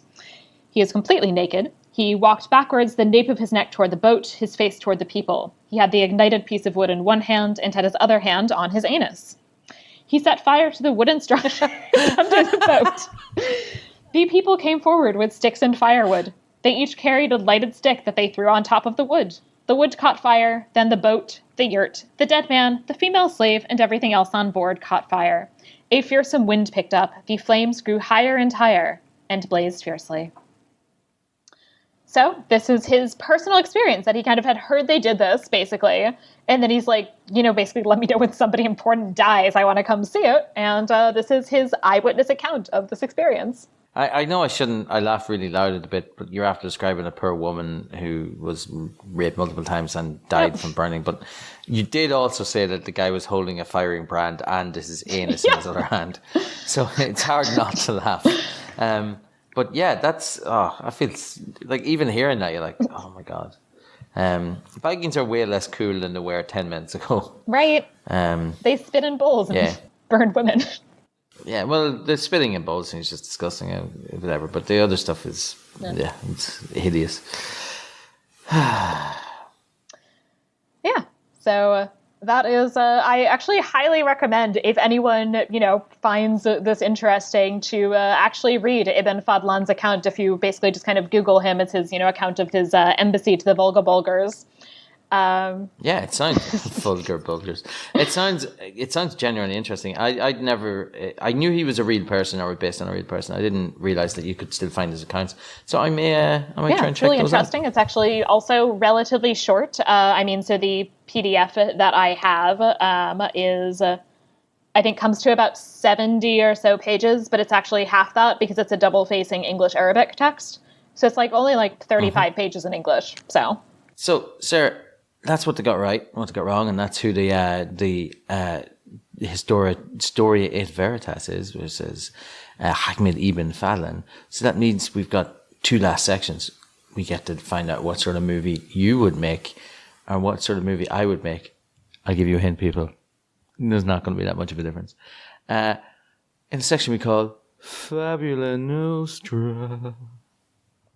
Sarah, what would you do with this movie? And before I get in, I haven't looked at who you're casting. 100% certain you're going to say Alexander Siddig. I am. Of course you are. I actually tried to find somebody else because I've cast him a lot. Because he's a great actor. He's a great actor. There's also a couple of people that I'm going to admit I thought might actually be of kind of Arab background and that could be good, and then it turns out they're totally not. They just have played Arabs in movies, and I kind of wanted to have an actual person who was of semi-Middle Eastern descent at some point. So, so I'm going for Alexander Siddig as my Ahmed ibn Fadlan. But my thought is that, inspired by this, that I ended up then doing something fairly different that would be, I guess I would say, a little bit more of a kind of more sort of direct account in some ways of Ahmed ibn Fadlan's experiences with his time with both the Volga Bulgars and sorry, I just can't with saying the Volga Bulgars. His time with the Volga Bulgars and with these Norsemen that are also present in the region. So I think it could be cool to have some kind of interest in the political maneuvering that's happening in terms of how the Volga Bulgars are responding to the arrival of this embassy, as well as then kind of dealing with these kind of themes of intercultural interaction that would in fact have 3 cultures, none of which actually are going to be really Christian. So So, as I said, Alexander Siddig for Ahmed ibn Fadlan. For the Volga-Bulgar king at this time, who was named Almish Iltabar, I've decided to cast Arnold Vosloo, a.k.a. the Mummy. So, the Mummy himself, the Mummy? Uh-huh. Ah, yeah. I like Arnold Vosloo. I'm wondering now about how old he would be, because he's got to be pretty old. But I could definitely see Arnold Vosloo in this. Yeah, so he's going to be the king of the Volga-Bulgars. Ooh, the vulgar Bulgars. So the vulgar Bulgar himself, Arnold Vosloo. Or he could be the vulgar Burger King. The Burger Burger. Arnold Vosloo, the vulgar Burger King. His wife will definitely have a name. I'm not going to try and come up with a Bulgar name. I'm just not going to do that personally. This is not a culture I'm that familiar with, to be honest. But I'm going to cast as his wife, Michelle Fairley, especially because they have a real deep connection, because both of them played terrorists on 24. That's Caitlin Stark? Yeah. Yeah. Yes. So that's where most people would, from in Game of fact, know Thrones. her from. But before that, she was a terrorist on 24. She was Yeah. in season 8, or Yeah. Die Another Day. Yeah, the Yeah, shorter it's version. the last one, or the last normal season that Jack Bauer was in. Because I love 24, everybody. They're so good. Everyone should watch 24. I also have decided, and this is my piece of casting that is basically just like me making a joke to myself, that I will have Vikings. I would like to have my Vikings played by Stellan Skarsgård and all 4 of his sons, who are apparently actors now: Alexander, Gustav, Bill, and Walter. Gustav and Walter, I cannot tell you anything about. Me neither. Alexander is Tarzan. And has experience playing a Viking in True Blood, where he is a Viking vampire. He's a Viking vampire. And Bill is Pennywise. He can be the Dick Viking. He's the Dick Viking. His brother Alexander is the Hot Viking. Yeah, of course. Well, Alexander, what do you do? Put your shirt back on. Well, I didn't want to have any problems with the accuracy of the armor in this one, so I'm not going to wear any. Exactly. Stellan Skarsgård is the Viking who's probably going to die in the movie and then have a Viking funeral. Also, something just occurred to me. Sarah F. Decker, are you a True Blood fan? I hate watched a lot of True Blood. Okay, I genuinely liked season 1 of True Blood, and then I liked True Blood increasingly less, but still watched all of it, and then kind of hated myself for it. True Blood truther. That's what she is. She loves it. The one thing I like about True Blood is the season 1 idea that vampires sure are kind of scary, but the scariest thing is actually like Southern racists. I appreciated that. I've only ever seen like 1 half episode of True Blood. I'm sure it's something it's one of those things where I'm 100% certain if I sat down to watch it, I'd probably enjoy. It's arguably not good, but it's entertaining. Who would you cast as cool Viking Sarah stroke the Angel of Death? I'm going to cast Tilda Swinton because she's weird looking, but also very talented. She's weird looking. And she could pass for a Viking. Yeah. Sarah, and you're going to turn this into a HBO miniseries type thing? Yeah, because I'm thinking that this would really be a kind of larger sort of exploration of the kind of progress of this embassy. So I think it would work a little better as a kind of like slow burn, almost like medieval political thriller. Yeah, I can dig it. I can see it. Yeah, so I think that would maybe work better as an HBO miniseries in terms of format. Yeah, I would watch that. Okay. Yeah. So I suppose I have to. So would you just make this movie? All right, this is a very difficult question for me, right? Because the question is, how would I make a better movie version of the 13th Warrior? And the answer is, that doesn't exist. But I would say this, right? It's based on a book called Eaters of the Dead. Mm-hmm. And Eaters of the Dead doesn't really have this. It doesn't have the Ahmed ibn Fadlan link, right? Or it's not as pronounced. There is a 13th warrior that is involved in the book, and there is an outsider going thing, but it's much more spent with the Vikings. So I'm gonna imagine that they're making the same movie, but they're going to stick closer to the book. Now, loads of people, as always happens when people are talking about books, they go, oh, the book is so much better. The book version of this is not better than the 13th Warrior. Even if you're not a fan of the 13th Warrior, the book isn't particularly great, right? But it is a story about cannibals, and it focuses a lot on cannibals and how cannibals go crazy because of the blood types, and when you're eating human blood, that there's certain things that you get into your system which cause you to go insane, which is what leads you to be more insane, blah, blah, blah, blah. And then you want to eat more people. And you want to eat more people. And rip out their entrails. Exactly. And use their skulls as your household decor. So I can see that happening, right? So what I would say is I would like to see a newer version of this movie with more of the Viking stuff added into it, but still keep the bit that they added for the movie, which is Ahmed Ibn Fadlan. So I'm going to cast Shazad Latif. Now, he's a British actor of Middle Eastern descent. He's famous for being, right, I'm trying to think what people who are listening to this will have seen him in.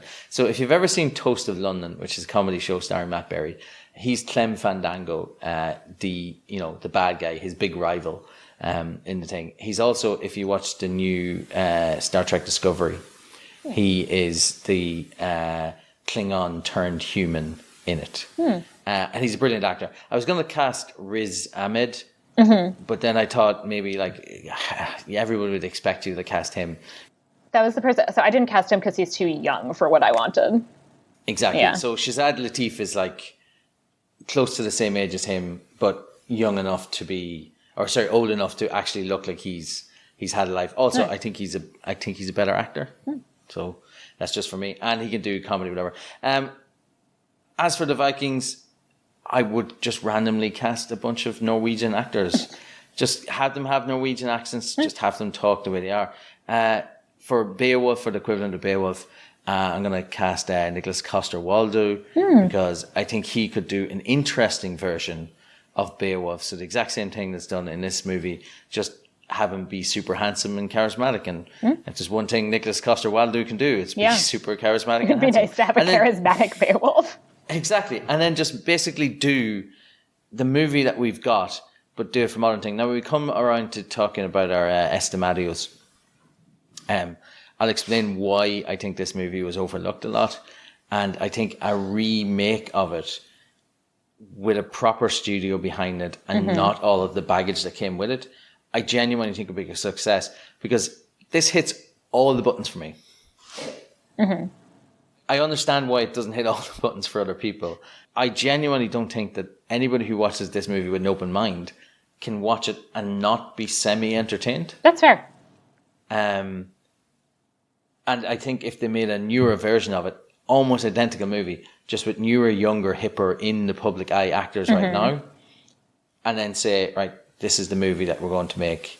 This is what it's going to be. It's going to be almost the same story. We'll put in a little bit more of the horror element that comes from the book, but keep the same basic story as this. I think it could genuinely be a huge success if it has everything going for it. So, yeah. Would you keep the spitball scene? Oh, 100%, because that's the kind of scene where people look at it and go, oh, ugh. I would also have the spitball scene in my version. All right, so Sarah, let's get to Estimatio, which is our last section where we give it a rating out of 5. Estimatio. Ah, I've missed doing that. And I'm sure your listeners have not. Sarah, what would you give this out of rating from 0 to 5? 0 being the worst movie you've ever seen, and 5 being The 13th Warrior. So I genuinely enjoyed this movie. I found it really entertaining. I think a lot of things about the kind of staging and filming were actually quite well done. And I think that there are ways in which it did a good job of representing intercultural interaction in the medieval world and of including these elements that are actually drawn from Ibn Fadlan's writing, kind of incorporating these Beowulf elements. I thought it was a really kind of fun, interesting movie that was an interesting depiction of the medieval world. Now, the issue is, for a movie for me to get a 5, I either have to have a very deep personal connection to it, which I know you do, but this is the first time I've seen it. Or it has to like really not have any notes that I find very jarring from a historical accuracy perspective. And for me, this definitely kind of lost some points in terms of, you know, things like the kind of material culture of it, things like the armor, things like that map, things like, come on, you couldn't have just like found some group that isn't the Tatars that like kind of made sense, or just not have that scene. You could just have gone in to like talk to them because they were hanging out by the river, and then like the same thing could have happened. It would have been fine. Like, not that that wasn't a good scene that had, you know, that like battle at the beginning, but like you technically don't actually even need it for the plot. Mm-hmm. So I think that there are things that it could have done better on historical accuracy. And that to me knocks it to a 4. And because I'm an angry feminist, I ultimately am going to have to knock this movie down to a 3 for the fact that there are some women. Only one of them is named in the movie because Oracle is not a name, it's a title, and Mother of the Wendol is also not a name, it is a title, as awesome as she is. And Olga. Olga does not have a name, and we have discussed it as canon on this podcast that the name does not count unless mentioned in the film. Yeah, that's true. Meaning that only Queen Weilu counts as being a named woman. She is honestly not that essential to the plot. I mean, none of the women, well, certainly none of the women with names are actually really that essential to the plot. The women who actually matter to the plot are, I guess, Grendel's mother and the Seeresses, who don't have names. But Olga is basically this like awkward, shoehorned, like, let's throw a woman in here so that the main character has somebody to have sex with. Weilu is clearly just kind of there because she's in Beowulf, but you know, doesn't like it's a kind of thing where like she does a little bit more than she does in Beowulf, but she really doesn't do that much, and she's really not that essential to the plot. And there's also just like this whole like, my God, just everybody constantly insulting women, and his whole thing about like this woman who belonged to another man. Like the gender politics of this movie are like not amazing in this particular like 1990s way. And that does, unfortunately, knock it down for me. So I'm giving it a 3 out of 5. Yeah, and like I'll joke about it and I'll laugh, haha. But I understand exactly what Sarah's saying. Right, I'm going to give this a 5 out of 5. Right, I understand that there are problems with the movie. There are clearly problems with the movie, but I'm coming at this from somebody who, in 2000, picked up a DVD in a bargain bucket in a supermarket, knew nothing about the movie. I had read the book. I didn't realize this was an adaptation of the book until I'd put it in and it hit play. All I saw on the front cover was a guy with a sword. And I went, oh, a guy with a sword. Oh, I'm looking at this movie. Because I don't even think it was released in the cinema over here. So I threw it on. I distinctly remember when it was. I remember it was about 12 o'clock at night. After coming back from the pub, I was like, I'll throw this shite on. It's going to be grand. And I found every single part of it entertaining. As I said earlier in the podcast, this just hits all the buttons for me. Mm-hmm. It's got action. It's got comedy. It's got camaraderie between bros, basically. Like Viking bros, but they're still bros. Yeah. People from other cultures trying to fit in. I think it's wonderful, considering that I was watching this in 2000. I've watched it pretty much every year since 2000. In fact, I've definitely watched it every year since 2000. And it's wonderful to watch a movie where the main character, even though he is played by a Spanish actor, is a Muslim. He's not shown to be duplicitous or evil in any way. He's the hero of the movie. Like, he is a wide-eyed innocent in some ways, which is not. Like, if you think back to 1999, 2000, 2001, and post-2001 in particular, you weren't getting any nuanced takes on people from the Muslim culture. That's true. So for something like this to come out at the time, it's so completely different. So you're watching a guy who, the main character in this is a poet, a writer, a guy who was basically kicked out of his kingdom for, being a bit of a playboy. But it's not seen as a good thing. It was a bad thing, and he got removed from his station of office and sent to the wilds. He's not big, he's not strong, and yet he's not the same religion as the Vikings. They start by making jokes about his horse. They start by making jokes about his sword. They start by making jokes about his mother. By the time they're finished, they're all semi-respectful of his religion. Yeah. The leader of the Vikings wants to learn more about Muhammad. So it's like, it's such a refreshing take to see an othered person who, just think of all the movies we've watched set in this time period in particular, but think of all the movies we watched, like the treatment of him in comparison to the treatment of in Robin Hood, Prince of Thieves, the treatment of the Moor character, where everyone's just looking at him, it's like, it's just weird, what the hell is this, like, who is this guy, making jokes about him, like, whereas in this, he's like, yeah, they laugh at him when they don't realize he can understand their language. By the time he's able to talk to them, they're no longer laughing at him. They're making jokes with him. Yeah. Like, they're having fun, and he's accepted into the thing. He's not seen as weak. Whereas it's very hard to think of any Hollywood movies where somebody who is a Muslim isn't seen as the butt of the joke, or isn't seen as, like... Or a terrorist. Yeah, or a terrorist, exactly. The sheer number of movies where they will have, like, a Muslim character, but he'll have to have, like, a funny joke about what he's eating. Or something will get stolen, and automatically there'll be suspicion on this character. You don't know anything about him, but there's the suspicion is on them. Yeah. Like, even if it's not them, the suspicion fell on them in the first place. Just so you get the very heavy-handed learning moment of, oh, not all Muslim people are bad. And it feels heavy-handed. Yeah. Whereas this in 2000 or the movie was made in 1999, is straight in with, yeah, he's from a different culture, they're from a different culture, but it's not focused on as something very different. Now, the reason I think this movie got boned is it's directed by John McTiernan. John McTiernan, who made Die Hard and the Thomas Crown Affair, 1998's Thomas Crown Affair. Absolutely fantastic, brilliant movie. I recommend that to everybody. This is the movie where he spent 160 million to make it. It only made 60 million in the worldwide box office, which makes it officially the biggest flop of all time. Oh, no. Right? But it also was a movie that didn't cost 160 million. This is the movie where John McTiernan and all his buddies elicited some serious tax evasion and misappropriation of funds. Oh, shit. So it's for the making of The 13th Warrior that John McTiernan went to prison. Right? And because of this... This movie sent a dude to prison. Exactly. Because of 160 million cost, almost every single review that you will find of this is short, to the point, and the point that they're making is, this movie cost 160 million. How can this movie cost 160 million? This is crazy that a movie would cost 160 million. What a waste of money. Yeah. Who would spend 160 million on a movie?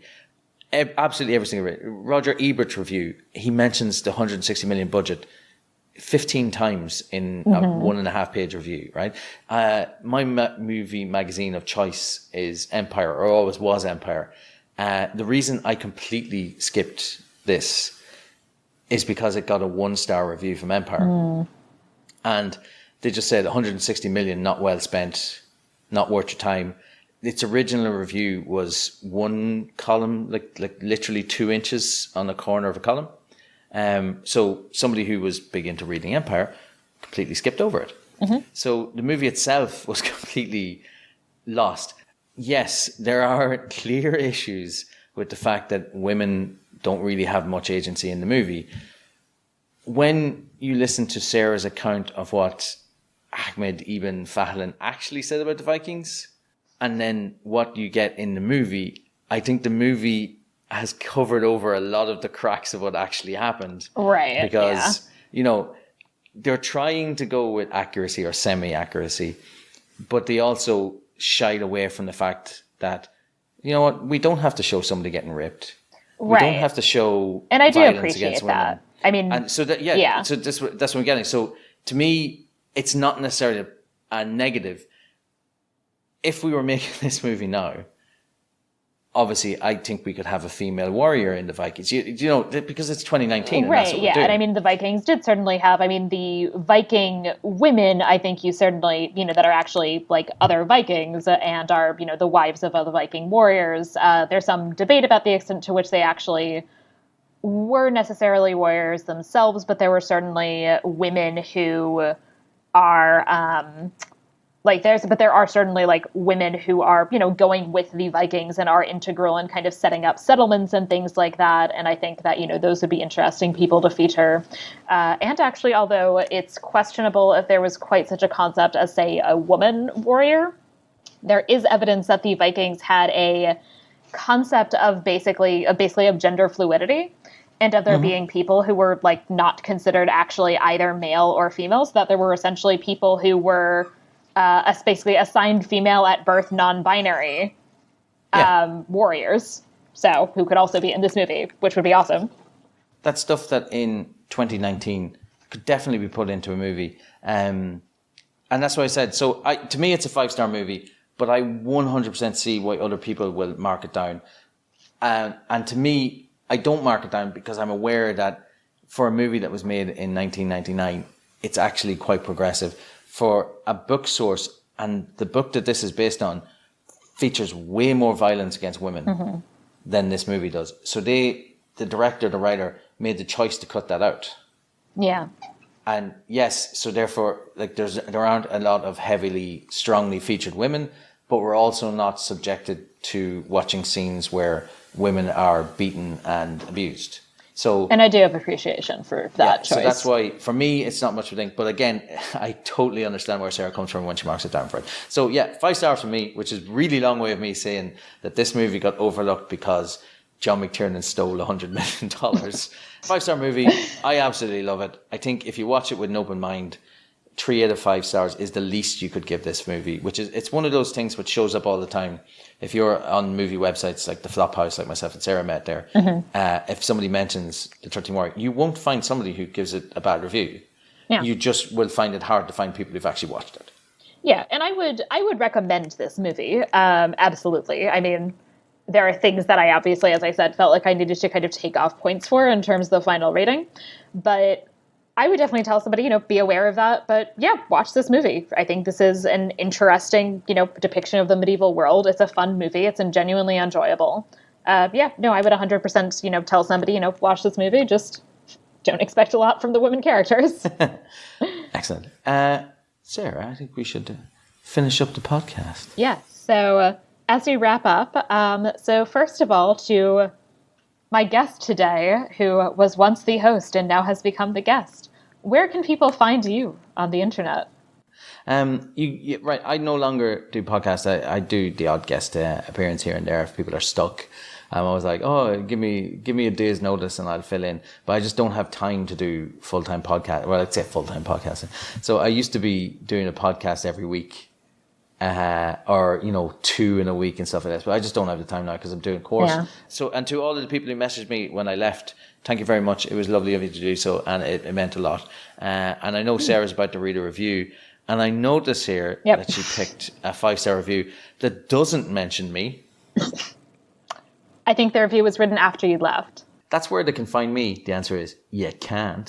But where can people find you? And what information do you have about Media-eval, the podcast? Yeah, so you can find the podcast on Twitter at Media-eval Pod. You can join our Facebook group, which is a great medieval-inspired community.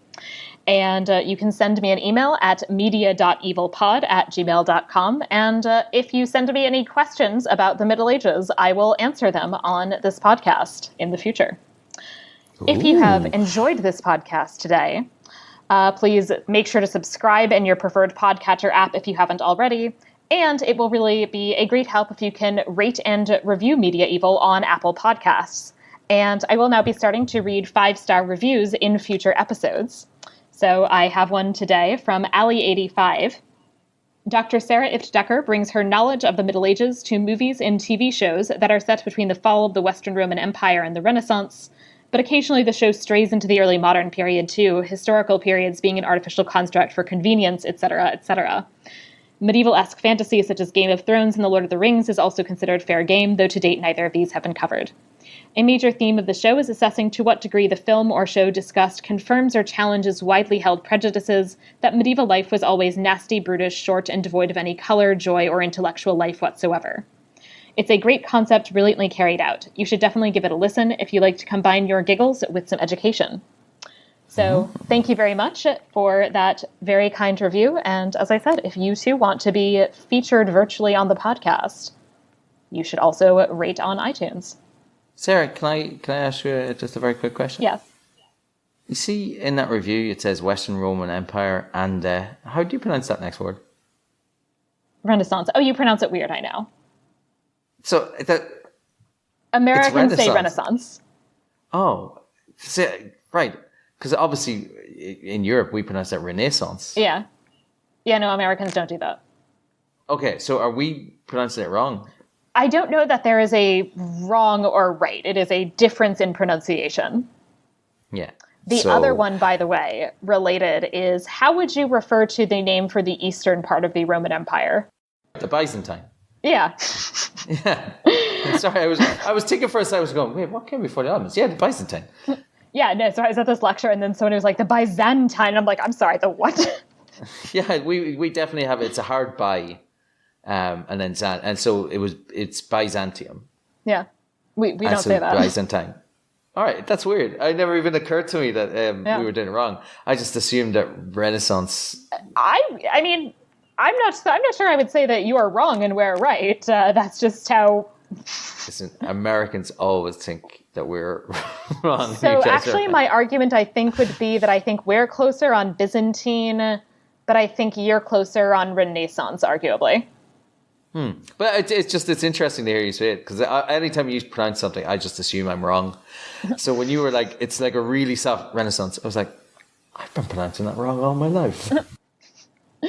Yeah, that's a US versus like Ireland, UK English thing. Perfect. Yeah. Sarah, how is the Twitter going? The Twitter is going. I tweet on occasion. Is how I would describe the Twitter. It's hard. I'm going to get onto it someday. I'm going to tweet on that thing someday. But yeah, it's hard because I'm trying to keep up both the personal account and the podcast account, and then I end up like retweeting myself a lot, which feels awkward, but you know. Sarah, how are you set for future guests on the show? So I have some people who have expressed interest in being guests, but I am always looking for additional future guests on Media-eval. So if you have not yet guessed it, or if you have and would really like to come back, just contact me. Tweet at me at Media-eval pod. Or if you're in touch with me through the Facebook group, you can contact me there. And let me know if you would like to be on the show and if there's something that especially you would like to talk about. And if it's something that has not yet been featured, I would love to have you on and talk about that. Yeah. And for people listening who have never done podcasts before, everybody, absolutely everybody sits and says, I'd be no good at this. I wouldn't even know where to start. Sarah's the perfect person to start with that, because I guarantee you no podcast you go on to are going to give you as detailed notes as Sarah does. Nobody is going to have a set up as you are. I've been on 30 different podcasts at this stage. Nobody does as good a job as Sarah F. Decker does of getting you set it up. You will be fine. And it's always better when you listen to any podcast if somebody is actually genuinely interested in the stuff to do. So I think back to the episode I listened to there 2 weeks ago with Mabel Slattery, and she's talking about Maid Marian, and I could tell that Maid Marian and her merry men was important to her. I mean, I hated the show as a kid growing up, but hearing her talk about it, I could totally see why. Just don't like seeing all these women with agency. These women with agency. I want to see them have names like Olga and nothing else. But anyway, yeah. So everybody's listening, genuinely send in a message, because if there's something that you like, Sarah is going to know absolutely everything about the time period that's linked to, and she'll drag the best out of you, and you will have an absolute blast. Absolutely. So yeah, I would love to have on future listeners as guests. So please, get in touch. And I'm going to say good night, because it's 9 minutes past 12, and I'm old and can't stay up any long anymore. And turn into a pumpkin. Oh God, no. Sarah, it was an absolute pleasure. Thank you so much for having me back on. Thank you so much for coming back in honor of the 1-year podcast-iversary of Media-eval. Yeah, and I genuinely miss being on the show every week, or every 2 weeks. And for the listeners who want to hear me back, when Sarah finally, she's been taking her sweet time getting through the Wheel of Time. She's only done 7 books in 4 months or whatever it's been. So she started 7 nearly 1,000-page books in 4 months. It's pretty damn impressive. But when she finally gets around and she finishes her first read through, I'll come back for the episode on the Wheel of Time. And if you think I was talking effusively about this, you have to wait until you hear me completely ignore any criticism of the Wheel of Time. I am loving Wheel of Time. So I will be. Might get a 5. I'm not going to make any promises yet, but maybe that's going to get a 5-star. It might. If you knock that down, Sarah, I'll just walk off the podcast before it's just going to see my notes and be like, nope. All right. Thank you so much for coming on. Absolute pleasure. Thanks a million, Sarah.